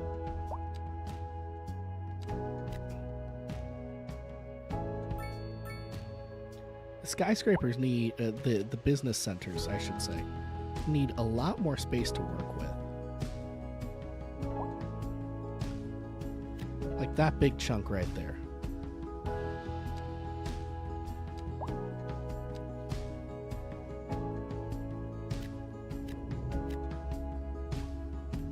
Then we can expand it out a little bit.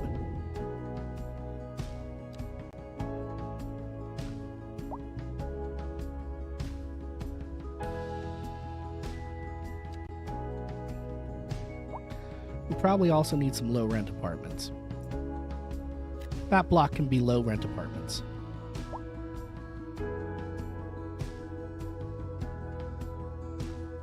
Yep, already going in. I know what the people want. They want more office space now.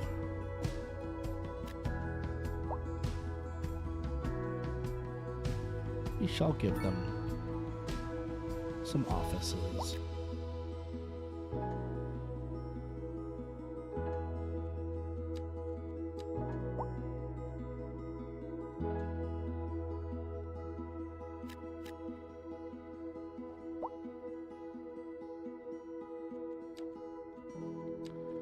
Still a big ask for medium density.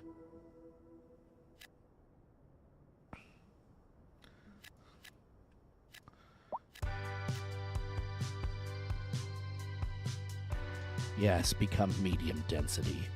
All of this island will be medium density. Man, the market really fell out for that as soon as I put it in. But whatever. They'll get there. What's this now? Burn down? What's this? Not the basketball center. Rebuild.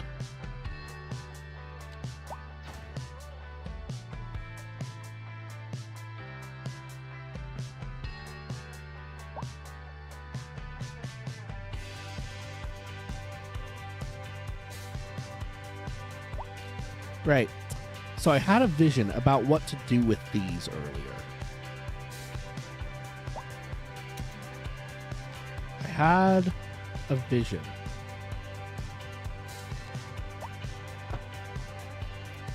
Downgrade from stoplights. Only the cross streets should have stop signs.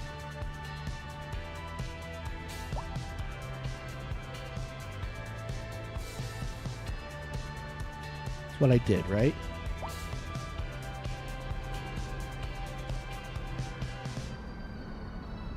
No, it gives it all stoplights. This is an emergency broadcast to all citizens. The fire and rescue service reports that fires are currently spreading in the nearby forest. The billowing clouds of smoke pose a serious health risk to anyone nearby. At this time, all citizens in the affected area are instructed to immediately move to a safe distance until the I do like how situation big is of a under traffic control. jam this just became. That's a little funny. Everyone's just figuring their own shit out. No, this has to be a traffic light. Only way it runs. A not small problem here is the crosswalks.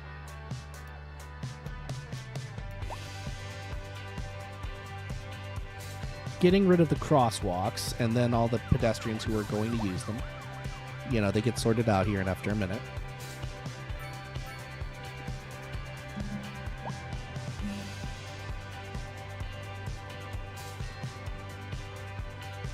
Might take him a long minute here. Stop crosswalking.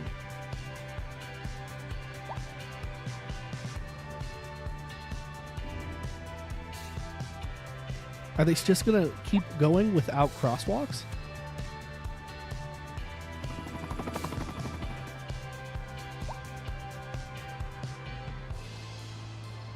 I do believe that's the intent of the going public.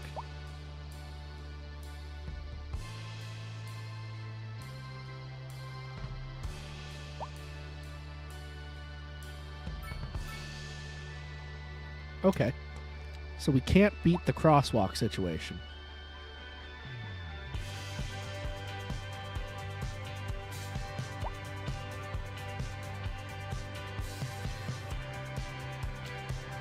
A parking issue. Roundabout wouldn't fix this.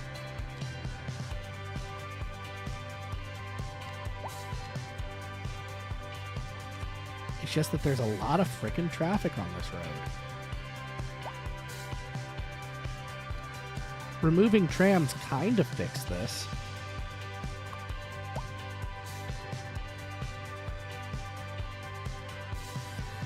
traffic flow here really is awful.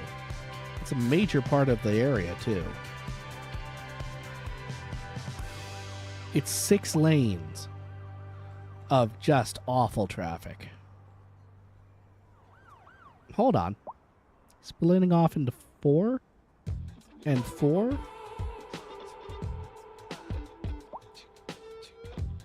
I think I found the issue. We have a lot of traffic here.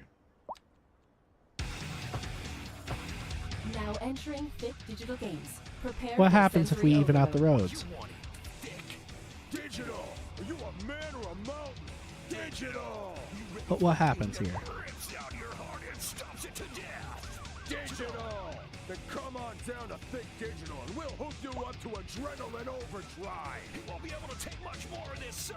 Then hit him with everything we've got! It seems to have helped. Think Digital! It's all out war! And since that's just a 3, we can round about that without much issue.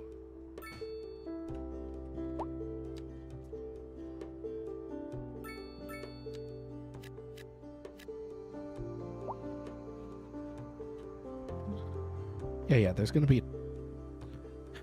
You're a 4-lane road. Of course there's going to be traffic there. We just need to work through the traffic we already have.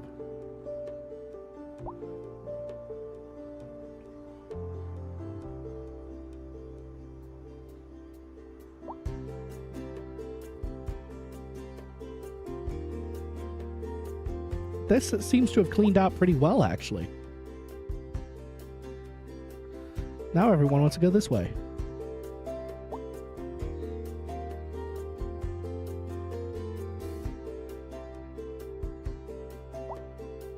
Yeah, I can see why. Those are 2 major thoroughfares.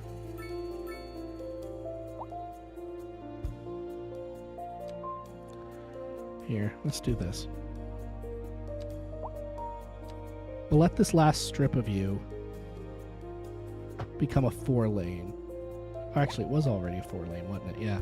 Sorry. I meant a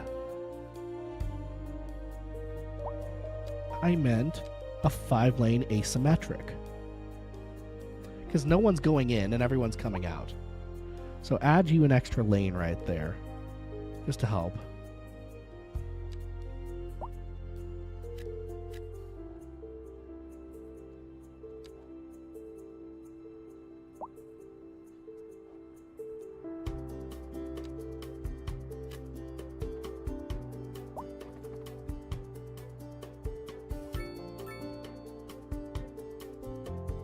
Okay, I think that definitely helped.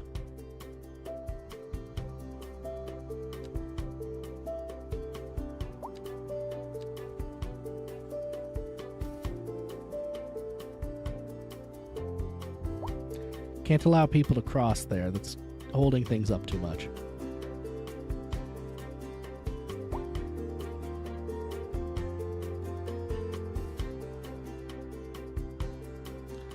Same with right there.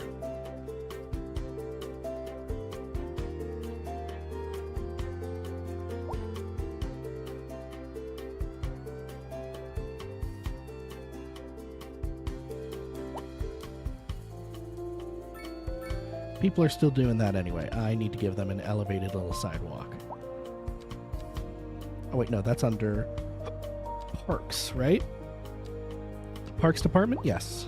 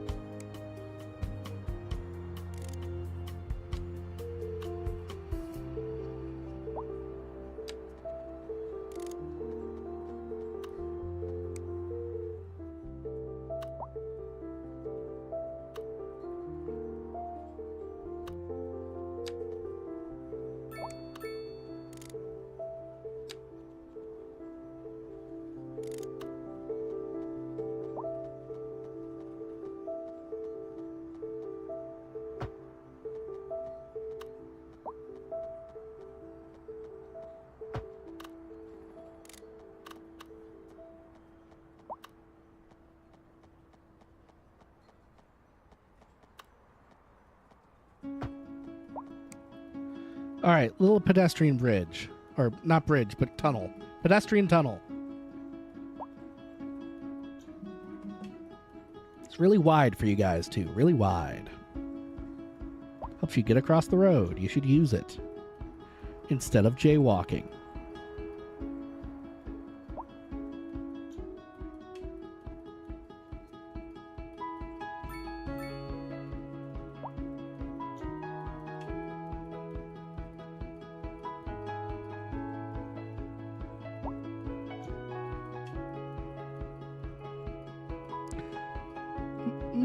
Most people have gotten the message so far.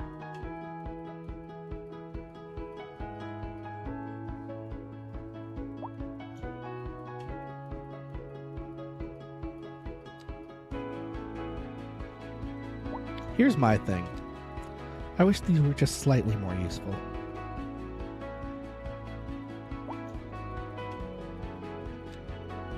Because, like, if I was able to just do... You know...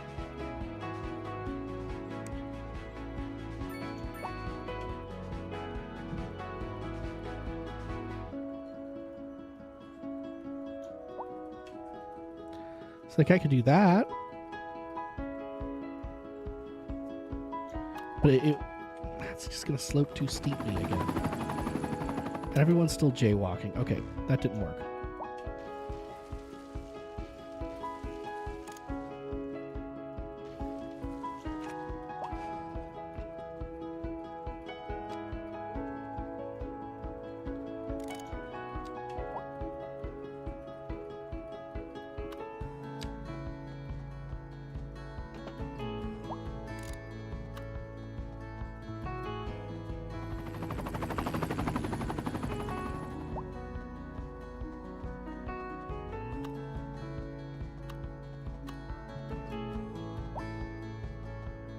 Has to go that far out before it's sloped too steep.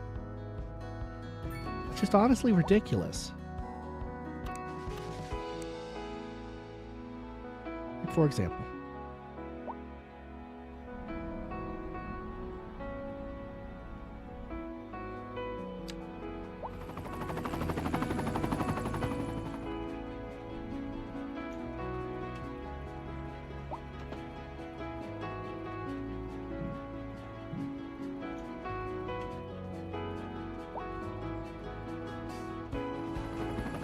It doesn't like overlapping with the road, though. That becomes the next issue, right?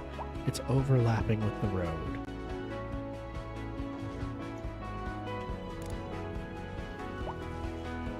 So it makes it really impossible to make alternate routes for the people. I guess I could just put a crosswalk further back. Maybe that's what they're rebelling against. Nope, not there. Back here.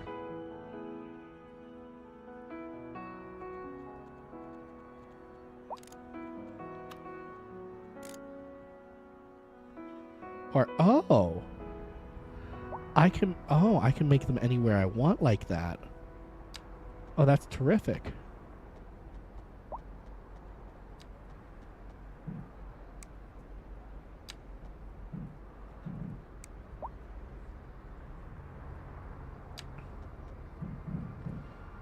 Why is that not working? Maybe like this? No.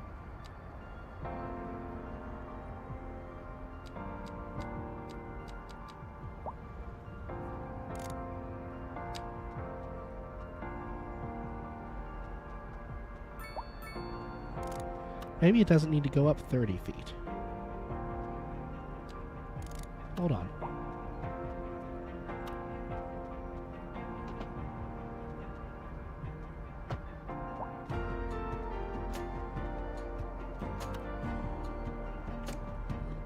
What is the amount of feet it needs to be before it's a problem? I think it's 15.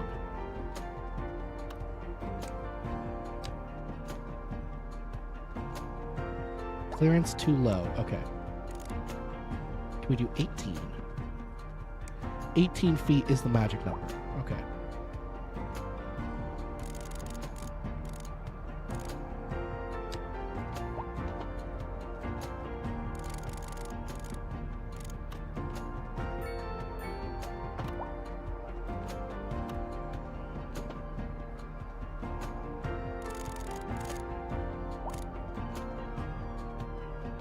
Oh, wait. I thought I placed that mark. Place that. Bring it all the way back down. There we go. That works.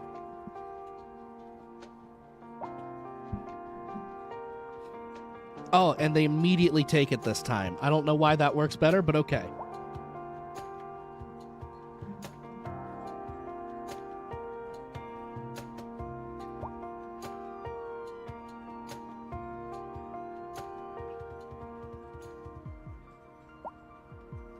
They immediately love that. Terrific. I wish I could copy paste that road. Just on this side.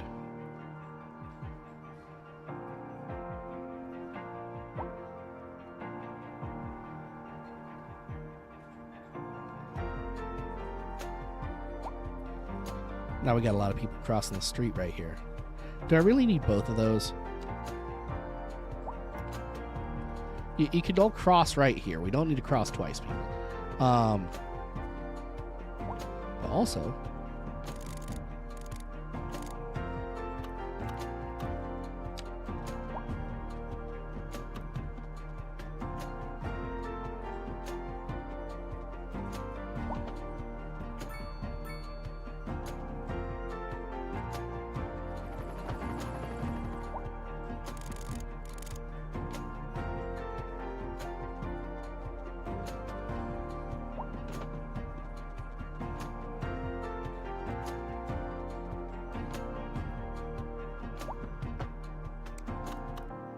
Oh, you can do some really silly shapes like that. Okay.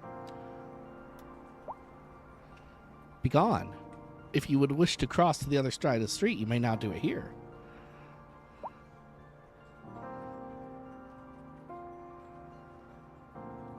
Oh, excellent. It's going to help out that little roundabout so much. It'll just take some time for all of the traffic to remove itself.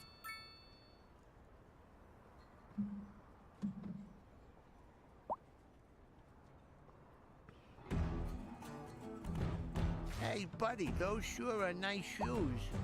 Thanks, they're Wofford's. Oh, that's some fine stitching.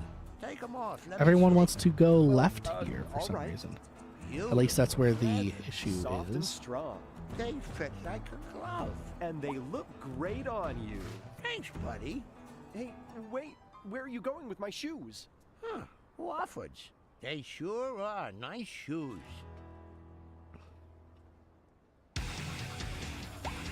Now entering Fit Digital Games. Prepare for sensory overload. I don't think it would be possible. Digital! Are you a man or a mountain? Digital! You ready for a game that rips out your heart and stomps it to death? I will Digital! replicate this Then on come this on side. down though. to Thick Digital and we'll hook you up to adrenaline overdrive. You won't be able to take much more of this, sir. Then hit them with everything we've got. Digital! Thick Digital! It's all out war!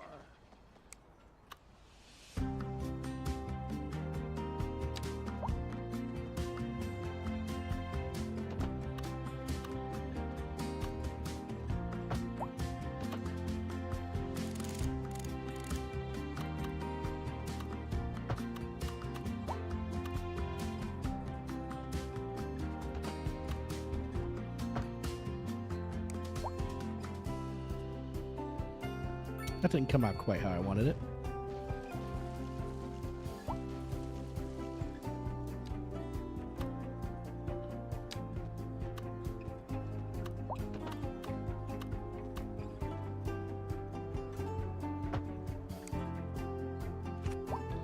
Now it looks like pie.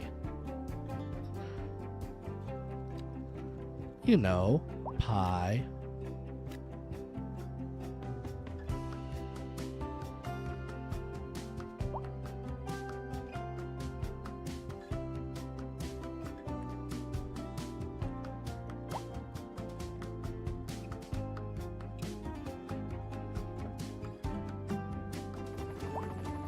If this was a four-way, we'd just link it up right across there.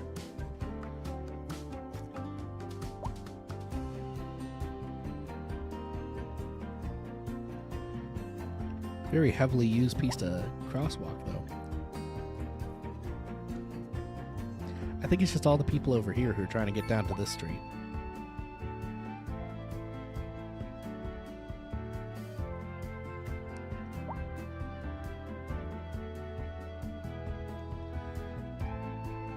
I wish I could give them an extra left turn here. Kind of just what this needs is an extra left turn, or a roundabout. Roundabout wouldn't really solve this issue, though. Could look nice.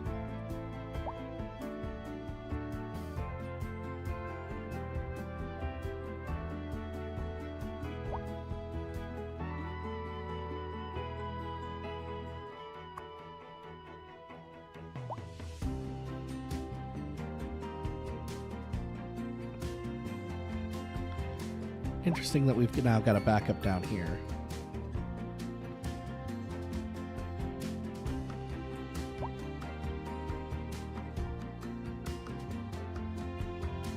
Oh, shoot.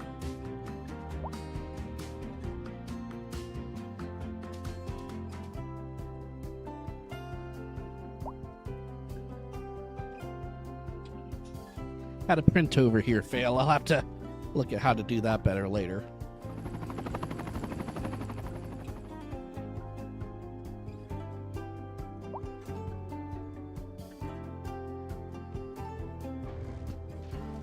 Yeah, roundabout did not help this intersection at all. Not at all.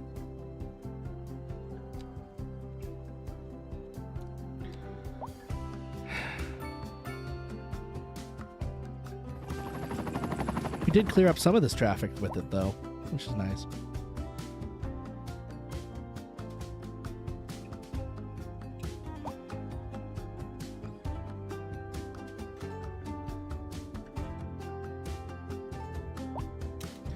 Unless people are coming this way than going that. Maybe this is a chance for an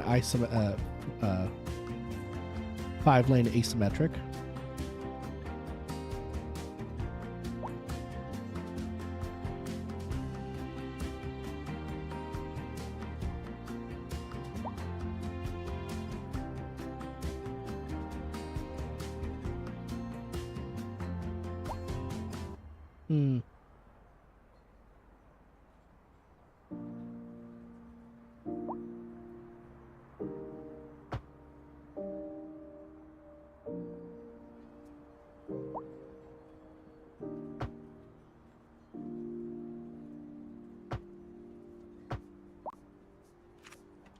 I wonder if that does anything for us.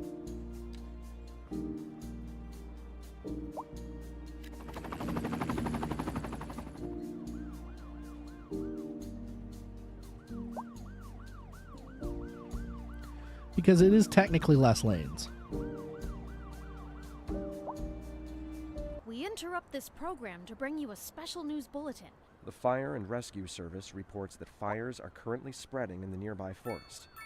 The billowing clouds of smoke pose a serious health risk to anyone nearby.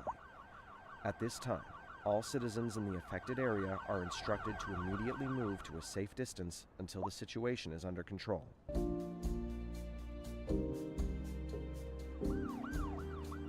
Why are they all disobeying now? They still have nice roads over here that they can use. Did they not like these anymore?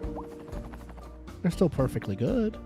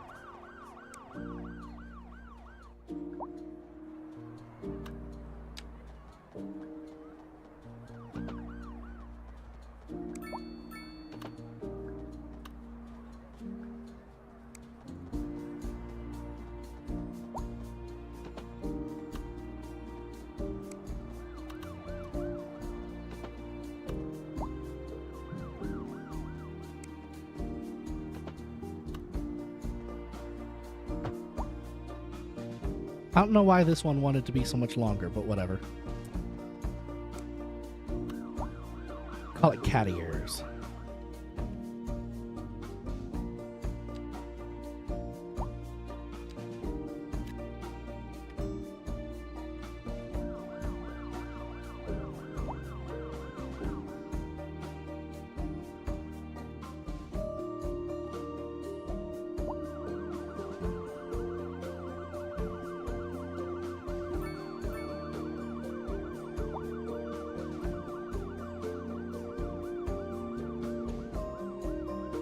Still getting the occasional jaywalkers, but nothing too serious.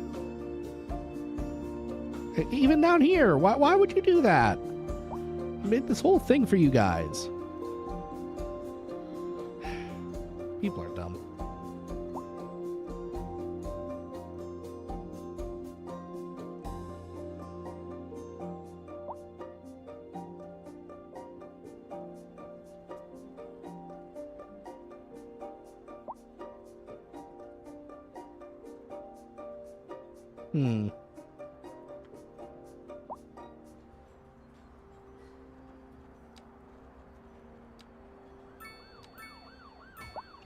Let's just see what happens.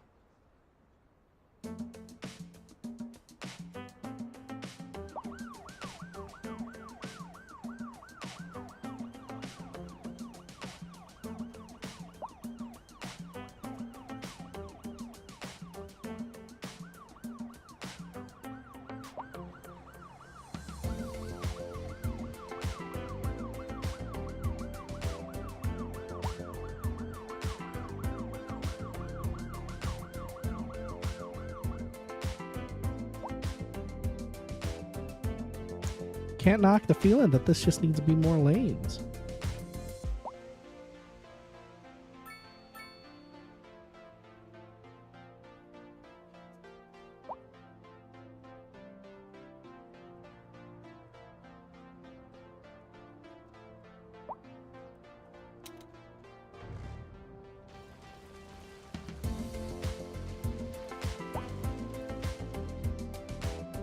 Like, this is just such a main street. It just needs more lanes.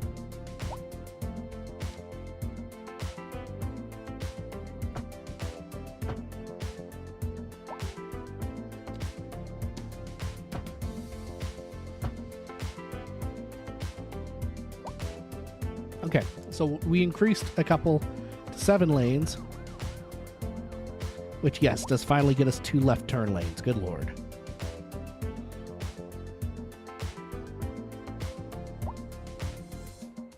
Honestly, this could use a roundabout. It's just kind of a wonky intersection.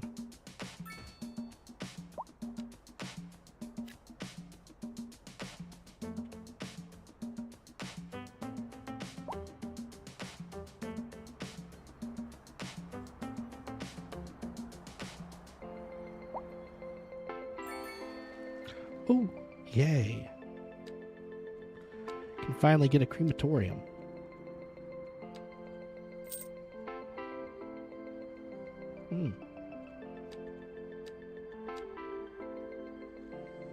How are we doing on power, actually?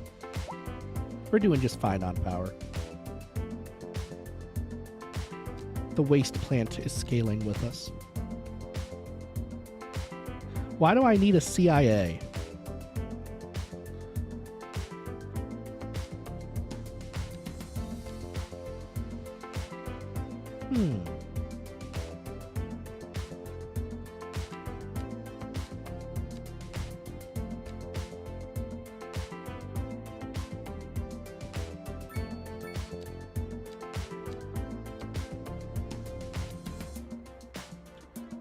Central bank. Tax effect tolerance. Ooh, I like that. First off, crematorium in the city immediately. Doesn't matter where it goes. It just needs to go somewhere. How many cars is that sending out? Only 10.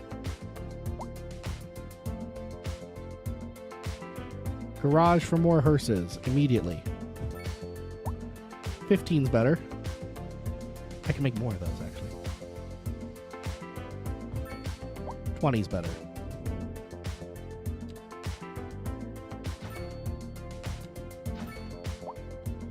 All right.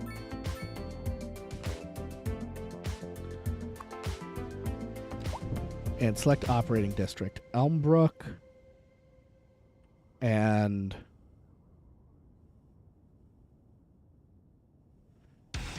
Now entering fit I guess you digital can games. service Prepare for Blackbird sensory Glade as overload. well. You want it thick. Digital. Are you a man or a mountain? Digital. And that should help with that. Rips out your heart and stops it to death. Okay, yeah, that roundabout worked pretty well right there. Come on down to Thick Digital and we'll hook you up to adrenaline overdrive. People just having trouble getting into Dunhaven Street now. Then hit 'em with everything we've got. Digital. Thick Digital. It's all out war. People have trouble getting into Bayview Street now Hey, and buddy, getting out of those it. sure are nice shoes. Thanks, they're Wofford's. Oh, that's some fine stitching. Take 'em off, let me see. Well, all right. Beautiful leather. Soft and strong. They fit like a glove. And they look great on you. Thanks, buddy. Hey, wait. Where are you going with my shoes? Huh, Wofford's. They sure are nice shoes.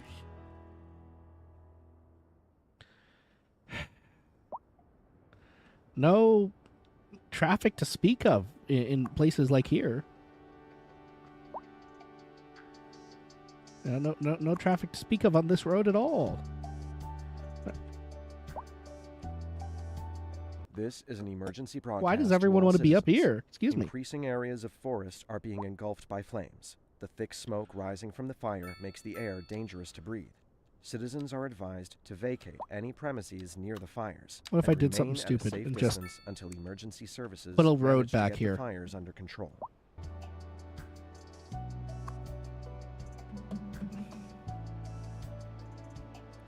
That road is going to see 130 cars an hour.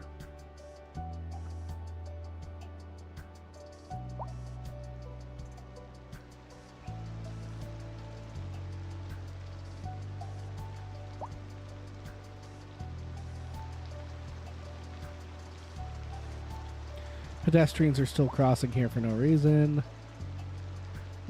No one's using the nice bridge I set up.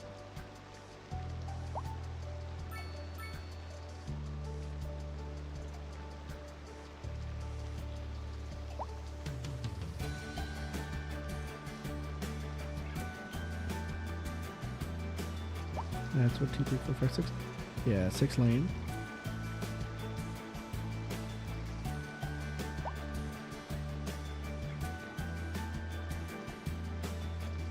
I mean, it's 3 lanes receiving from like 5 lanes at once, but maybe we just let this move for a little bit. It'll be okay. Just let this empty out a little.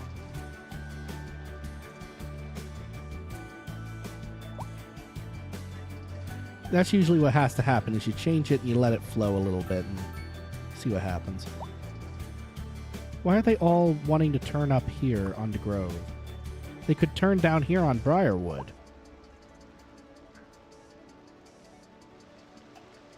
Same question, right? Frickin' here.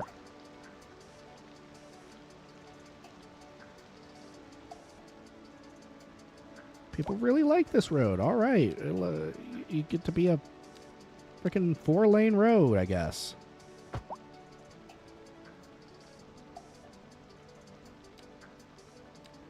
You get to have charming little shops on you.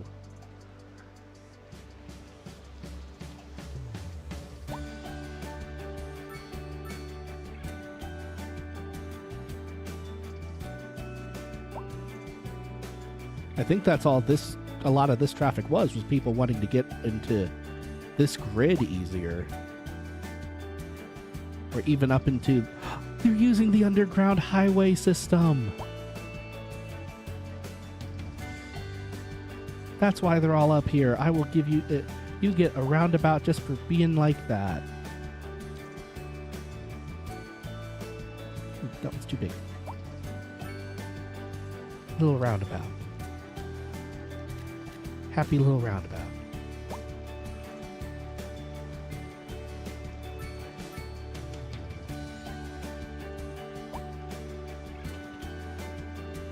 shop's coming in nicely right here. Ooh, we're getting more demand for office space. That's nice.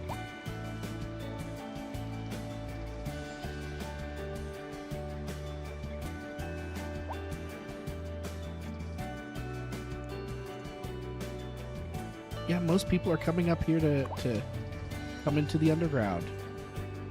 Or go straight up. That's fantastic. Okay. Oh, I see.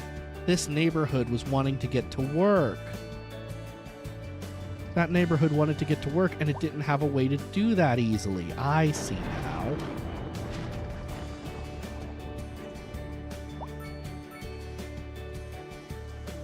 That's pretty much completely solved the traffic issues around here. Except for this one. But with everything else having moved on, this one will figure itself out here shortly. They'll just want to go right. Just turn right. Just do it. Turn right or go straight.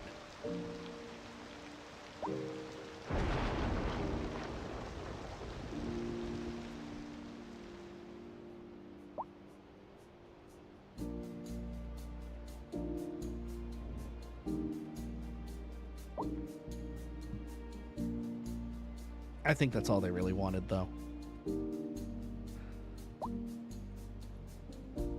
As far as requests for office space go, office up the pentagram. Actually, this would be a fantastic place to put our central bank. Oh, it's huge. We could buy this sector just to put it right here. I'm down for that.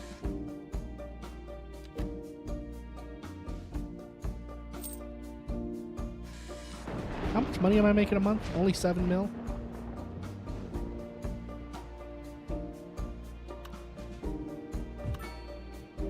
Become bureaucracy. And we'll put a bunch of high-rise businesses next to it. Because that's what should be next to a central bank. Businesses looking to take advantage of it. Beautiful. Alright, so what does it do? 50% loan interest citywide and +1 happiness to tax tolerance citywide. Okay.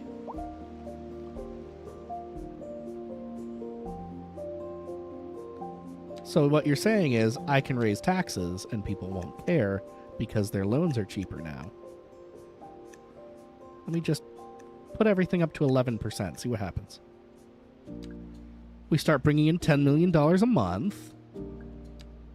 Oh, I have a loan? No, I don't.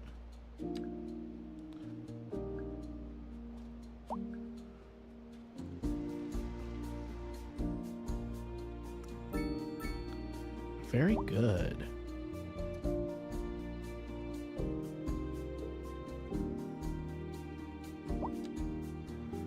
Let's see, what's happiness doing? Traffic's -1, high noise pollution is -1, fair taxes +1. Fantastic. We're doing great. They did not mind the increase in taxes for once. How's the subways doing?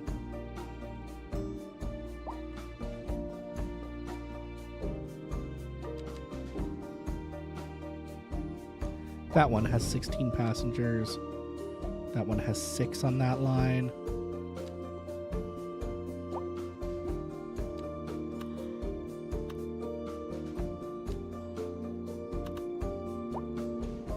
Let's see.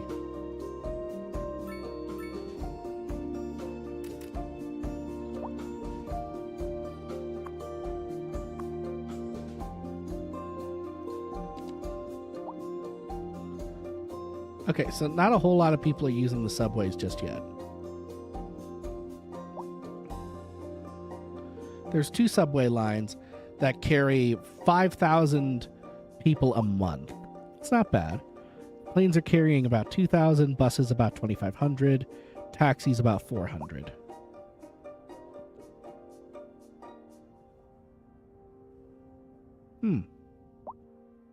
Seems more people need access to crematoriums.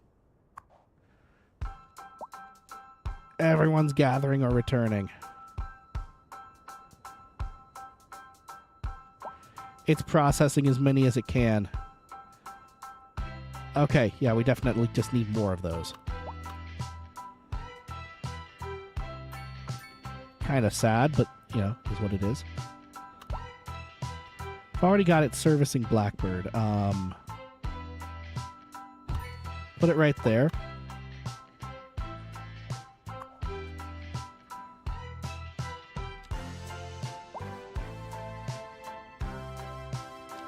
Service Rosewood. Riverwood Crest. You've got good access to both. And Archer Creek. And actually, before I forget, Archer Creek District needs to be pulled out. Cover, because Archer Creek is our industrial district on this side.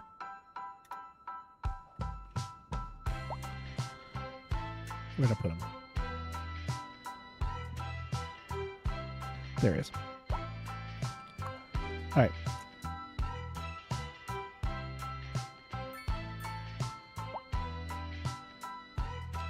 More Hearst Garage.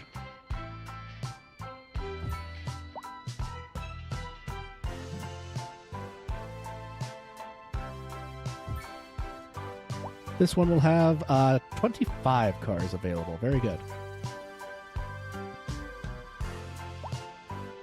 Okay, an additional incinerator.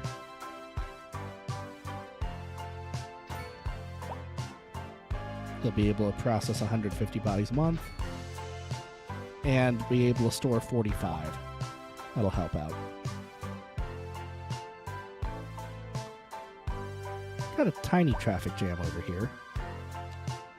Honestly, it's fixed by just making this road a little bigger.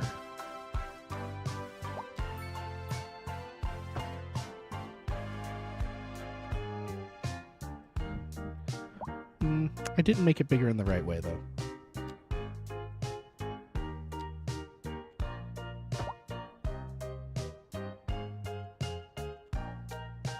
And now that's a little wonky, so.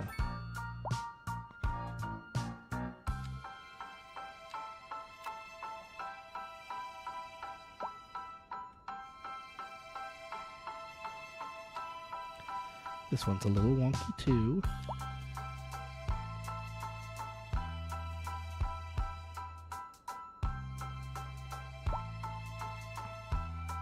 Well, now we got 3 lanes dumping into 2. It's not really going to help it out any.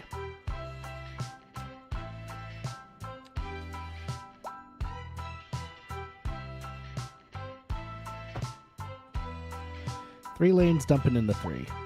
There you go.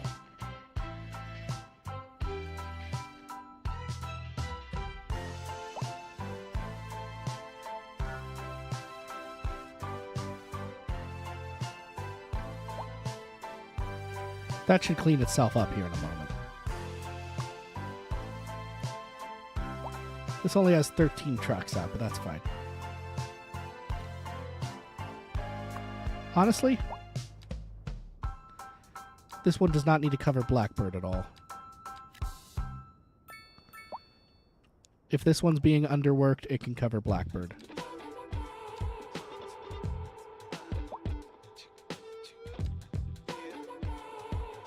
Let that crematorium just be for the inner city. It needs it.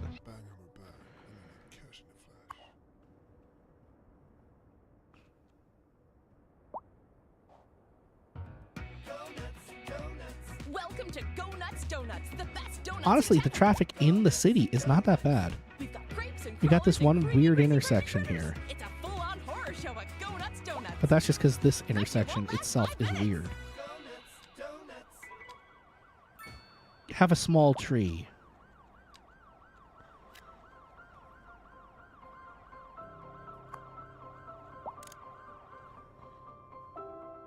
Oh.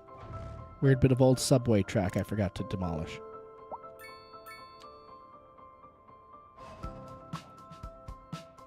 Oh, it's a whole underground subway station I never connected.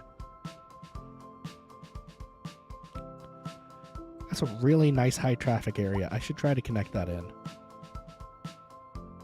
And give it small shops and kiosks.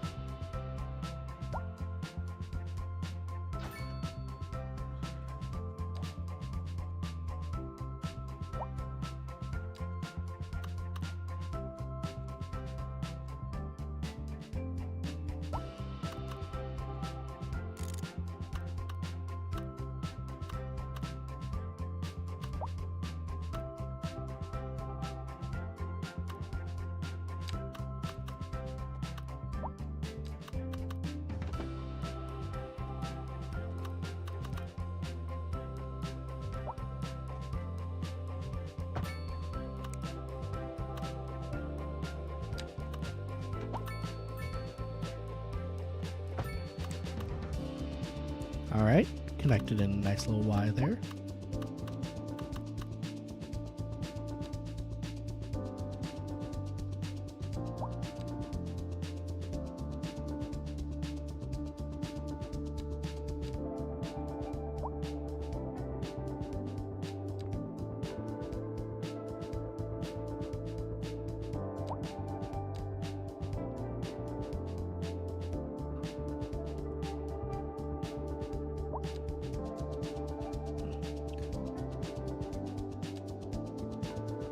Then up to there.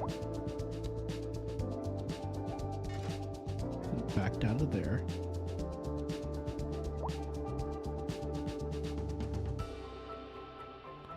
That's the whole station line. And, actually, now that I think about it, a subway station over here would help people get to work.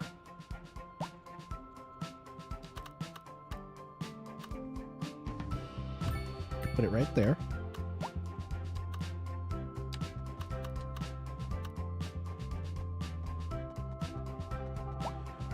You have to come down through all of that.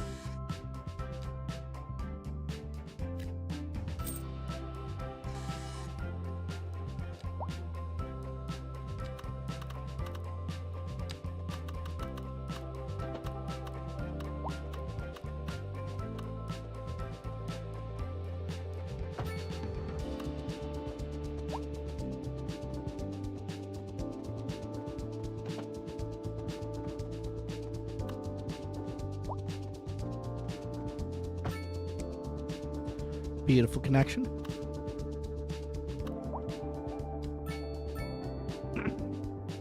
All right.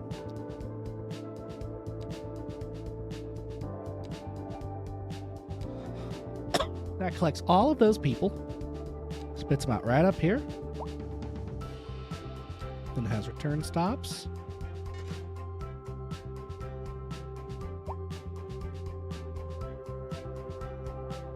I think I accidentally skipped one in there.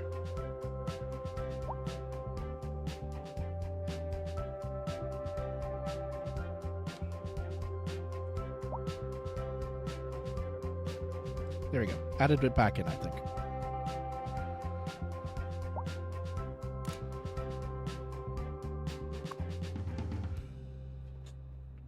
Three have been dispatched on this line.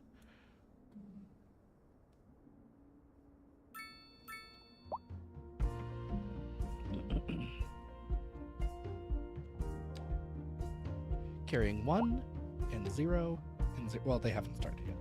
But I have a feeling that's actually going to do quite a lot.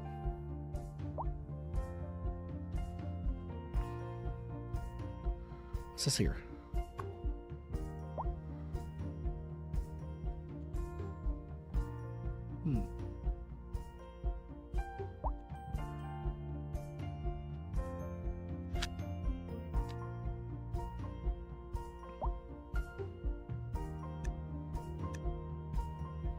If you're having a problem with assigned vehicles, we can give you more vehicles.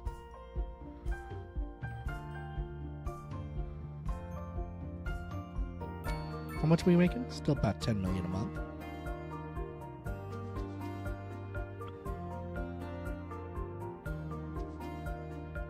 Oh, that reminds me, I wanted to try something. Livestock farming.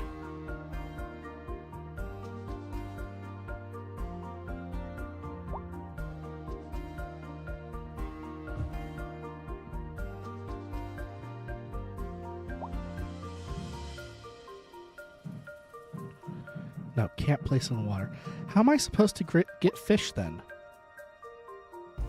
Also wanted to try this. No, can't place that in water. So how am I supposed to get water out in the middle of the ocean then? Very confused about both of those things.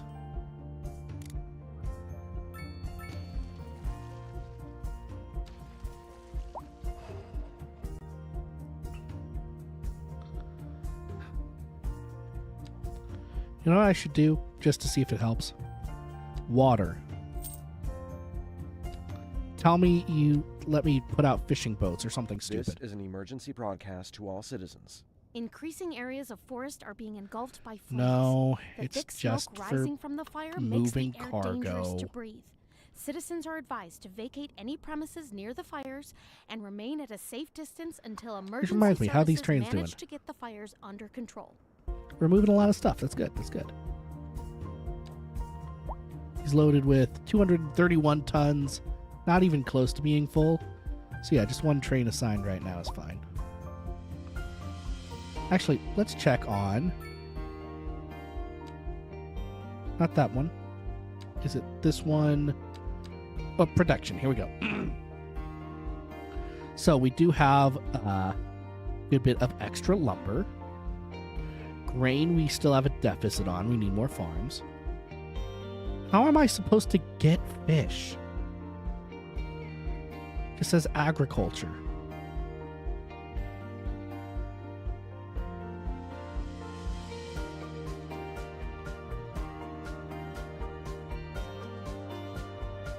I don't understand that. We have vegetables. Still a big deficit on vegetables. No cotton being done. Oil, we are almost self-sufficient on oil. That's nice. Mining, we're just a tad shy of being self-sufficient on mining. And then the processed goods, which I don't have enough control over.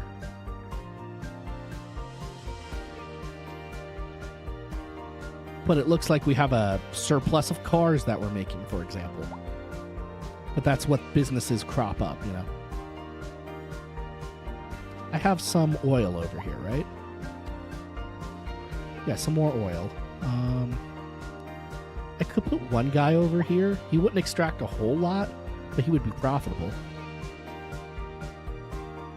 Why not? One more field right there.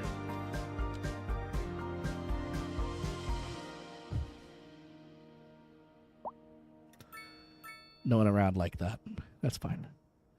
They can learn how to deal with the competition.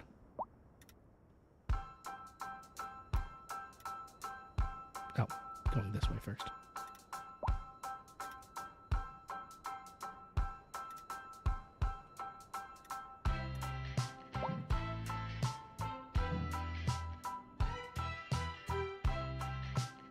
Can't encompass the electrics.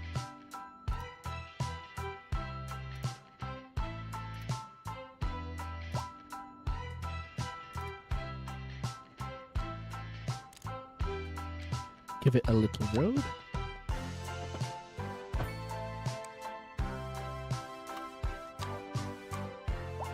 I can hold this corner in a tiny bit for it.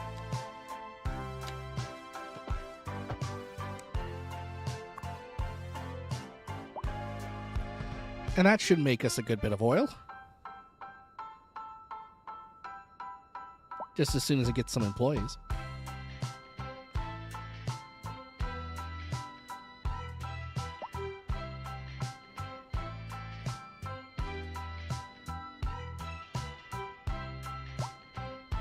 Yep, there we go. That's oil happening.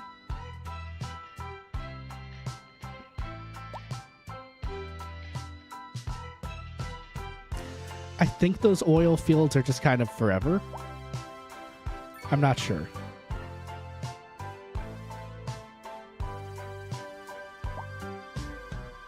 Oh, no, the oil is being sucked out.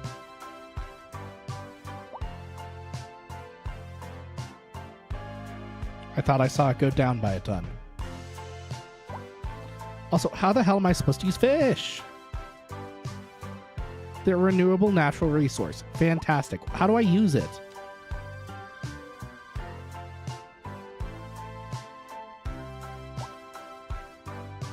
You know what? I'm going to look it up.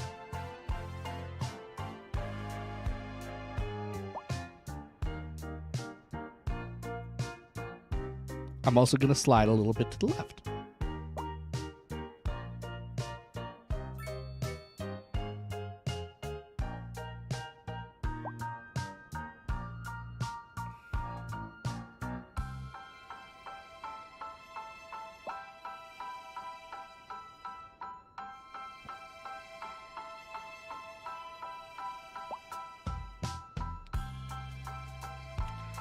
Oh. It's a DLC thing. Boo. Boo, DLC. Boo!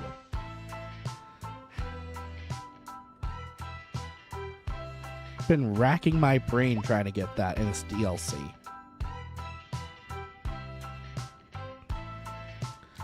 Good farmable land down here, right? Yeah?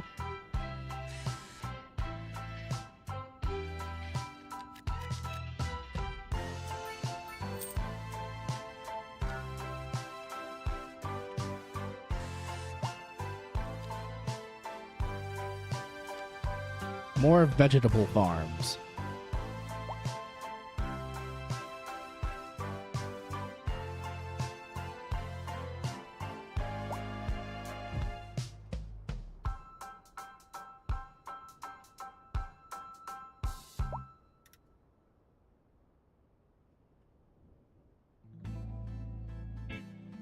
For the best in men's clothing, Colchate Trades. We have all the finest silk and many other, whatever you desire. We will lay out on our table and show you everything. Then we measure you to your tip, and you will love the thread we spoke for you. A Chache Threads.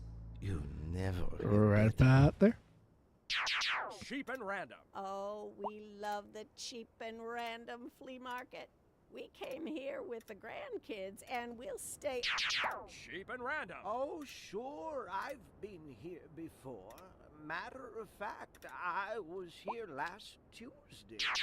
Cheap and random. Toaster works fine if you flip the bread. Cheap and random. What is that thing? What is that thing? What is that thing? That is Oh a my God. frog nut extraction. Cheap and random. You never know what you're gonna get, and you never will unless you come find out. All right. And that just get us This some is more an farming emergency going. broadcast to all citizens. Radar readings indicate a tornado is approaching the city. and Tornado. will be visible soon. Citizens should Too seek far away. immediate cover. We'll be fine. Yes, produce all of the vegetables. Why aren't you making money yet? Oh, there you go.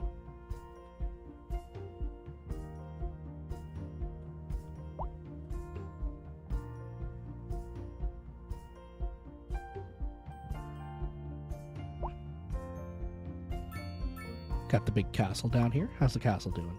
It's being a castle.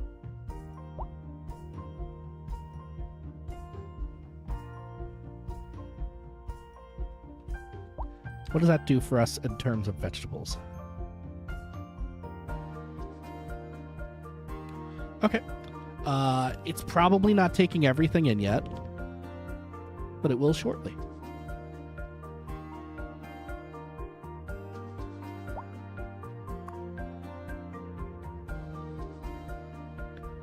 Right, because this is making us 180 tons a month, 234 tons a month, 245 tons a month.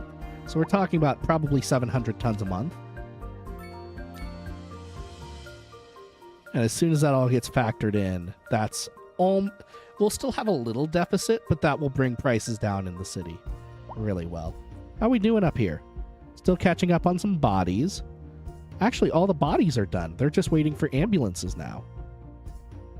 And garbage is piling up? Really?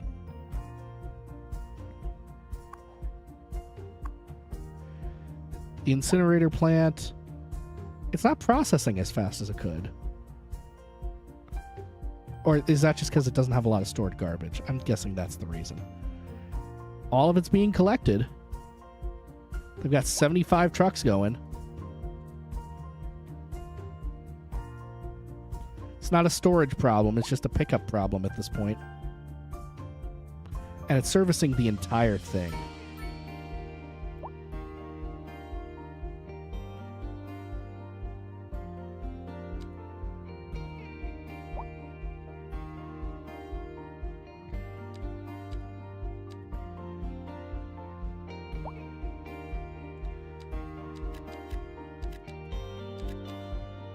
All right. Here's my thinking right now. Here's my thinking. All right. As far as garbage goes, garbage falls under here.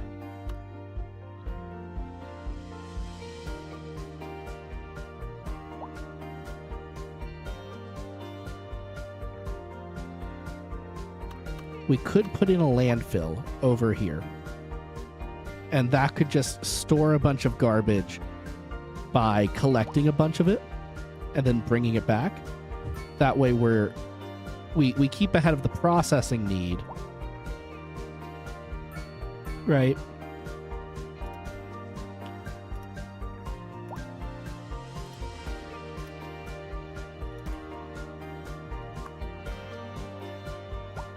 So we send out an extra 20 trucks collecting. And that just helps with processing speed. And then when this is full, we can move it all to the incineration plant. And the incineration plant can just burn that away. Right now it can store 3,600 tons of garbage. And this can only store 1.3 thousand tons. So we'll be fine there. But that should help with the garbage pile up that's happening in some of the apartment buildings. Just sending some more trucks out.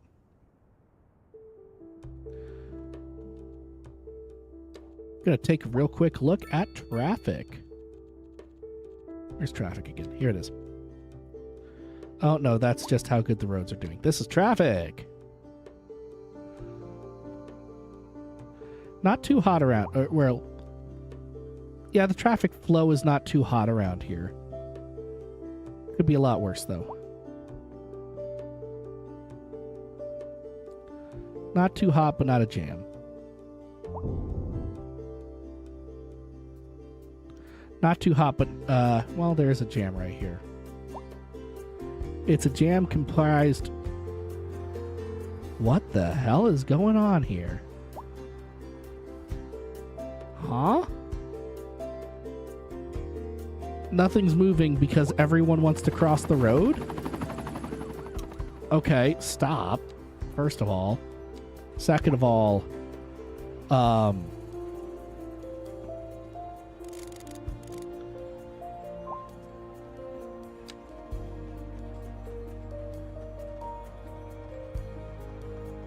me just get this across without it being an overlapping item. Come on now. Will you let me do it if it's small? You'll let me do it if it's small. That's fine.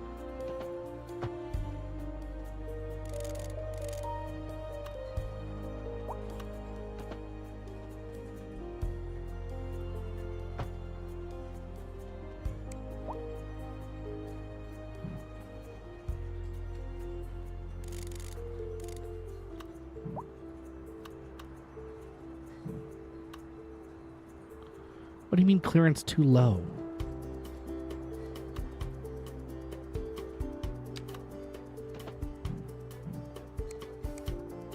Huh? Calling clearance too low on the other side? Because of what I just put in? Why'd you let me put it in?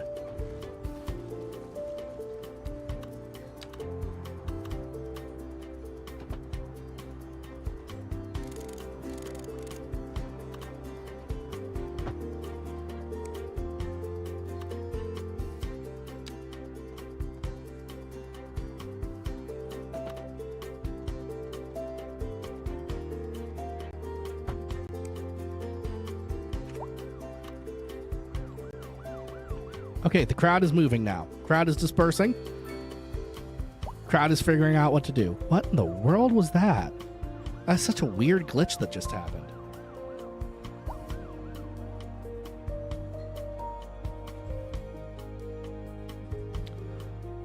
Might as well complete this.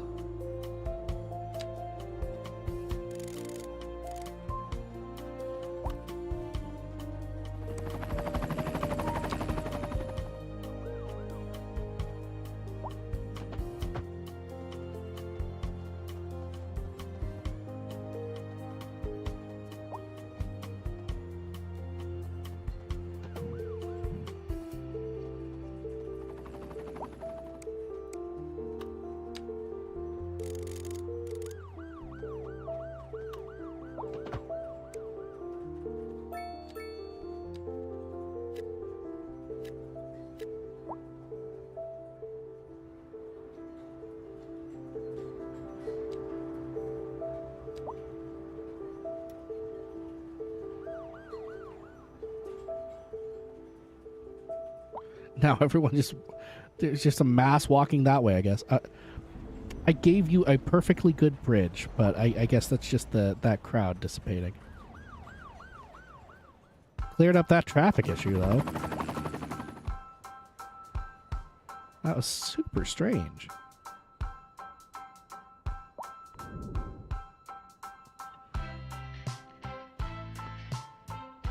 And with that issue cleared up, the rest of this can clear up. It's gonna take it a second.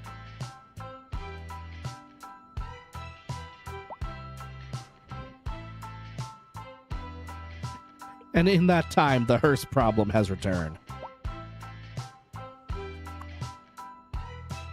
They're processing as much as they can.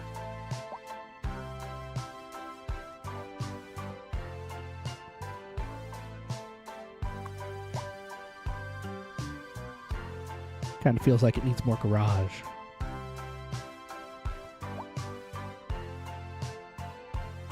Give it more garage right there.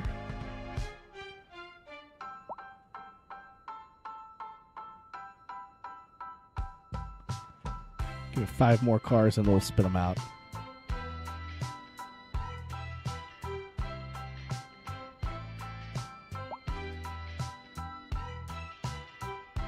People are finally using the underground, though. That's nice.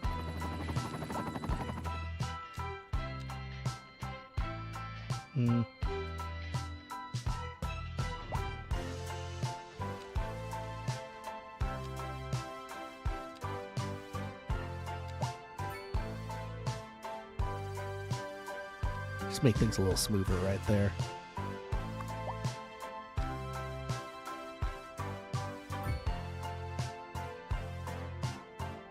Put the extra garage back. Don't worry.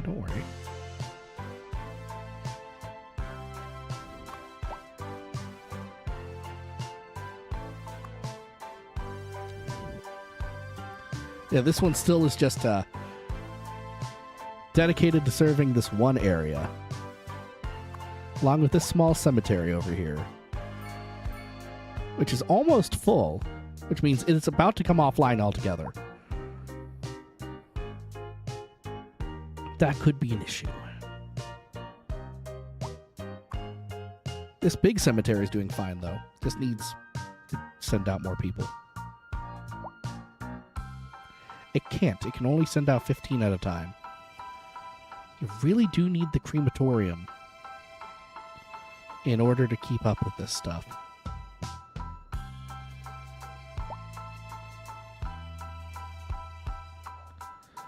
Honestly, it's probably worth continuing the expansion of the garages.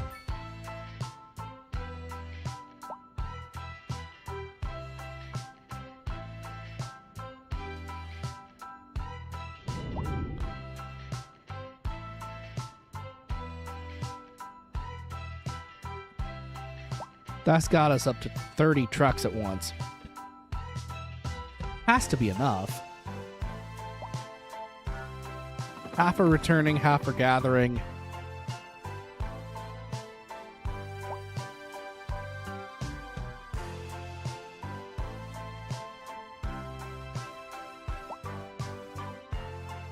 Oof, this has turned into a problem.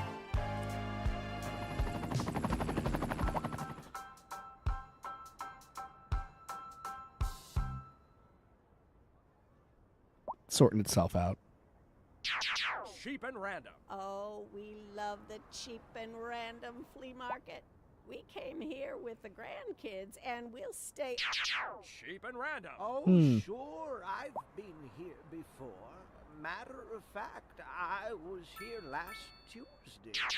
Cheap and random. Toaster works fine if you flip the bread. Cheap and random. What is that?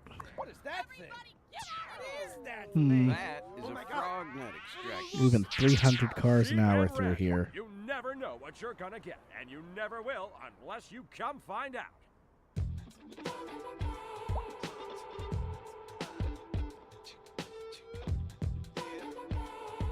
People are using this as a pass-through.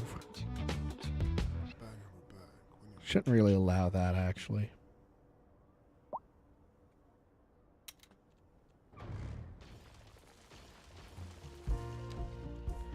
they're going to do anything over here, it should be... Well, first things first. As nice as this road has been, it cannot be sustained in its current form. Just too much traffic. No more 2-lane here.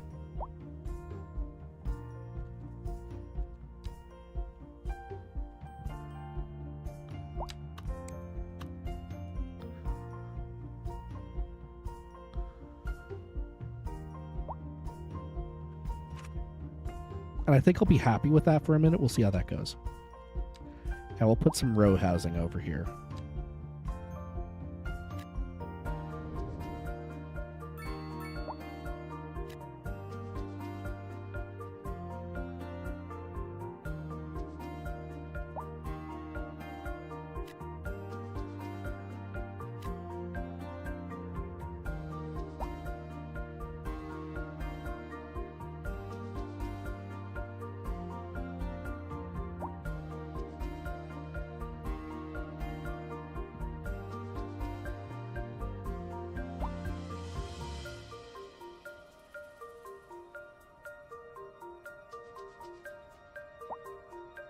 That keeps all of that running pretty okay.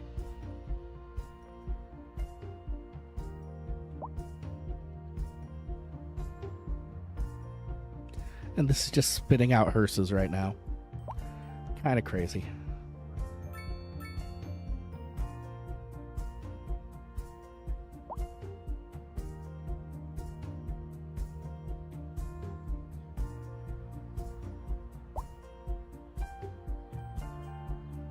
People still using the covered sidewalks over here. Very nice.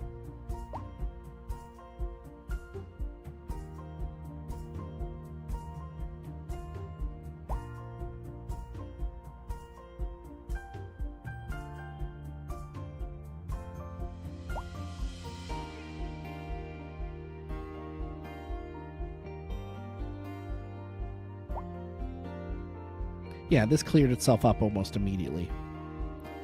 As did this entire road. Well, now it's spitting out down here, which is not ideal. Where are they trying to go?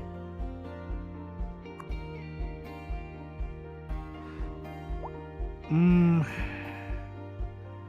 lot of them are using this to get onto the underground highway.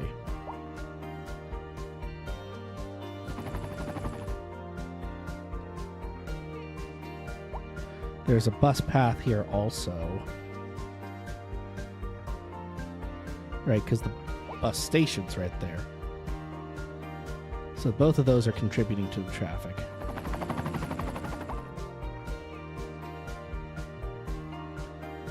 Traffic isn't too bad, all things considered. It's mostly these buses.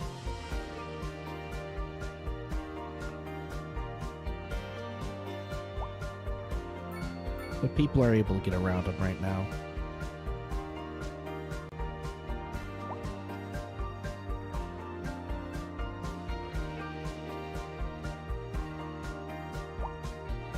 No vehicles available. Gosh, I wonder where they all are. Would you happen to know? No? Okay. This on-ramp from the underground is causing some issues. We could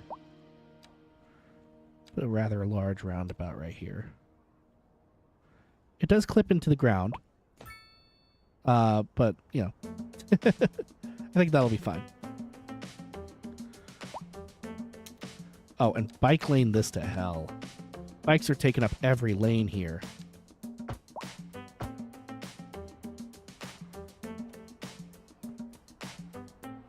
Get in your lane, cyclists.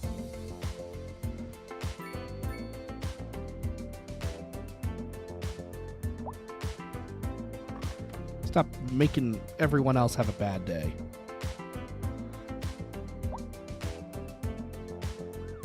Oh. What's that? That's a motorcycle. Okay, motorcycle's fine. That cleared up a lot of that traffic real quick.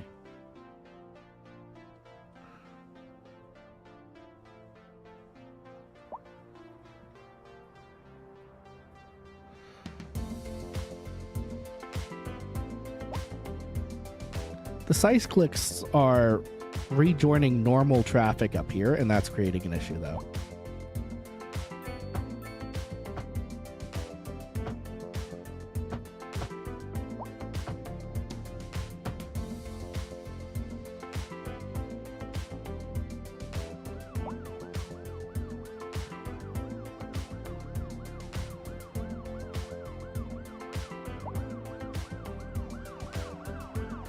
Got some motorcycles here.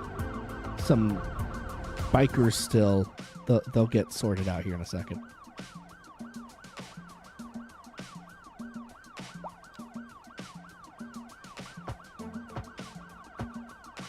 Oh, cyclers can't handle those turns. They still get confused.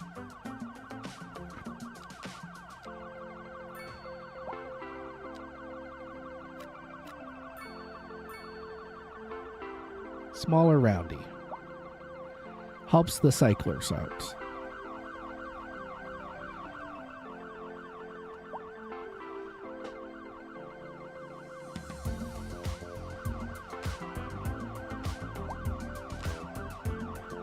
And that crosswalk needs to go. Vanished.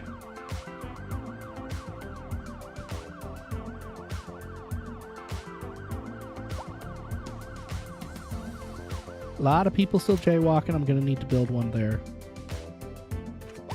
Or am I? Do I just need to give it a minute?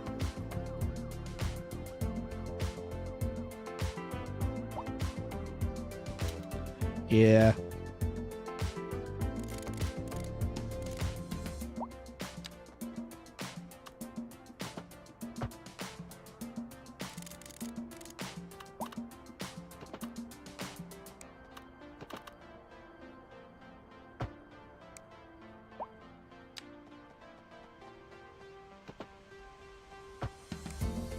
Give it some mouse ears.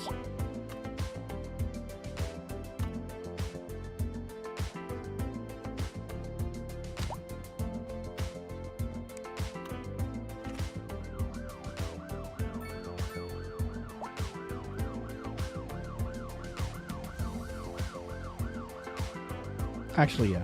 This is an emergency broadcast to all citizens. Radar readings indicate a tornado. And then approaching the just city set those and will back be visible there. soon. There's a little bit of an Citizens should seek offset. immediate cover. Yeah, that makes everything a lot better. There's still some jaywalkers. That'll happen.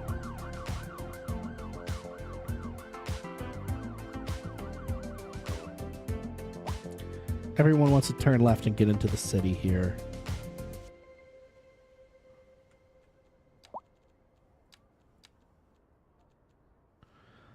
We'll give it a... this is a 4-lane. We'll give it a 6-lane divided road.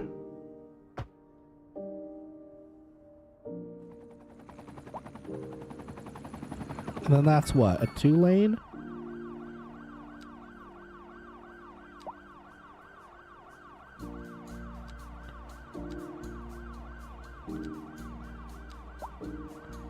Where's the 3-lane asymmetric?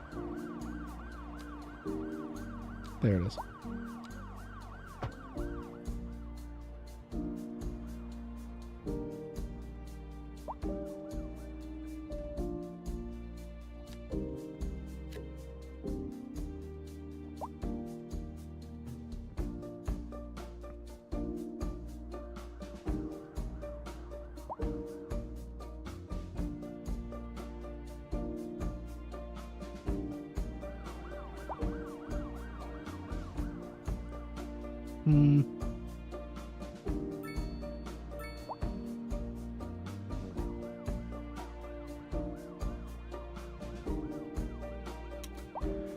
I think I can do something clever here. We all know I like being clever.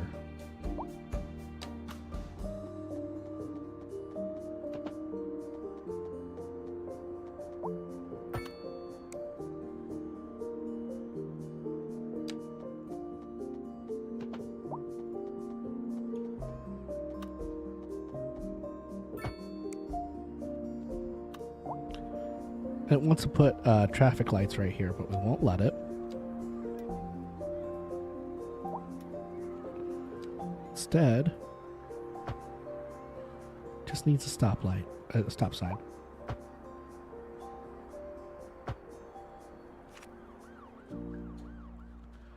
And then no right turn, no right turn.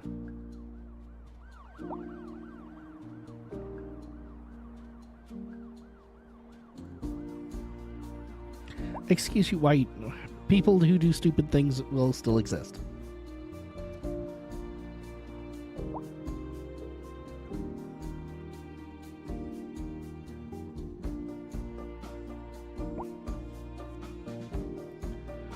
But that does deal with a lot of traffic right there.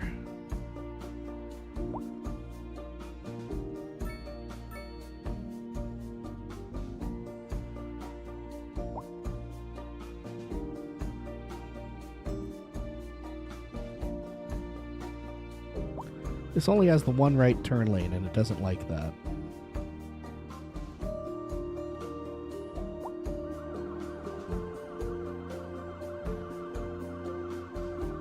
Oh, no, what it actually doesn't like is this freaking crosswalk. I gave you perfectly good crosswalks, people. Use them.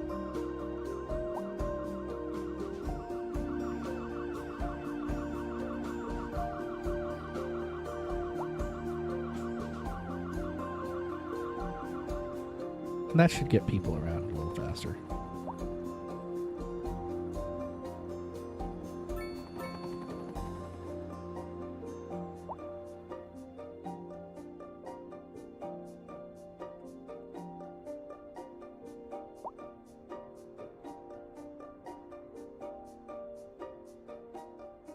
This is an emergency broadcast to all citizens. Yeah, this Fire is and going rescue okay. service Just needs a reports little that time fires to get are itself currently sorted out. spreading in the nearby forest. The billowing clouds of smoke And we pose caught a up on serious hearses health risk again. to They're just anyone waiting for nearby. ambulances now. At this time, all citizens in the affected area are instructed to immediately move to a safe distance until the situation is under control. Let's see, this hospital is only running 22 of its 31 vehicles, serving the entire area, so I think it'll be fine.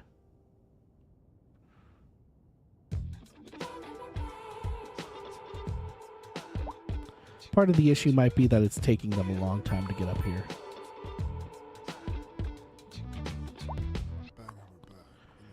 And we're down... okay, the crematorium is caught up completely. It's down to 0 people being used right now. Very good.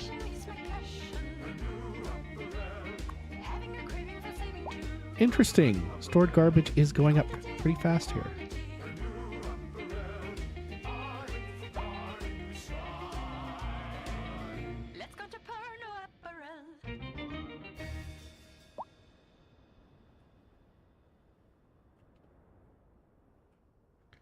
A lot of traffic down here, but no jams.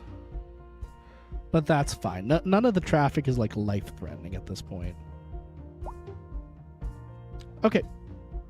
I want to check in with the production on those vegetables. Did not quite meet needs yet. Important part being yet. We'll have more chances to expand into more farmland. Do we have a clinic over here? No, we do not. Little farm clinic should be fine.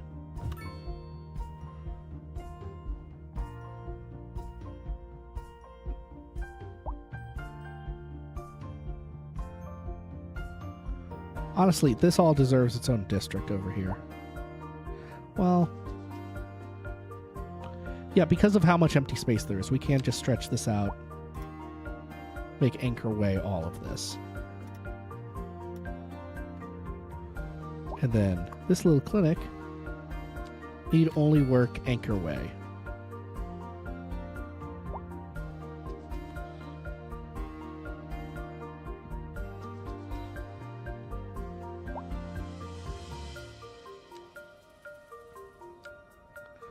Yeah, that's every bit of farmable land right there.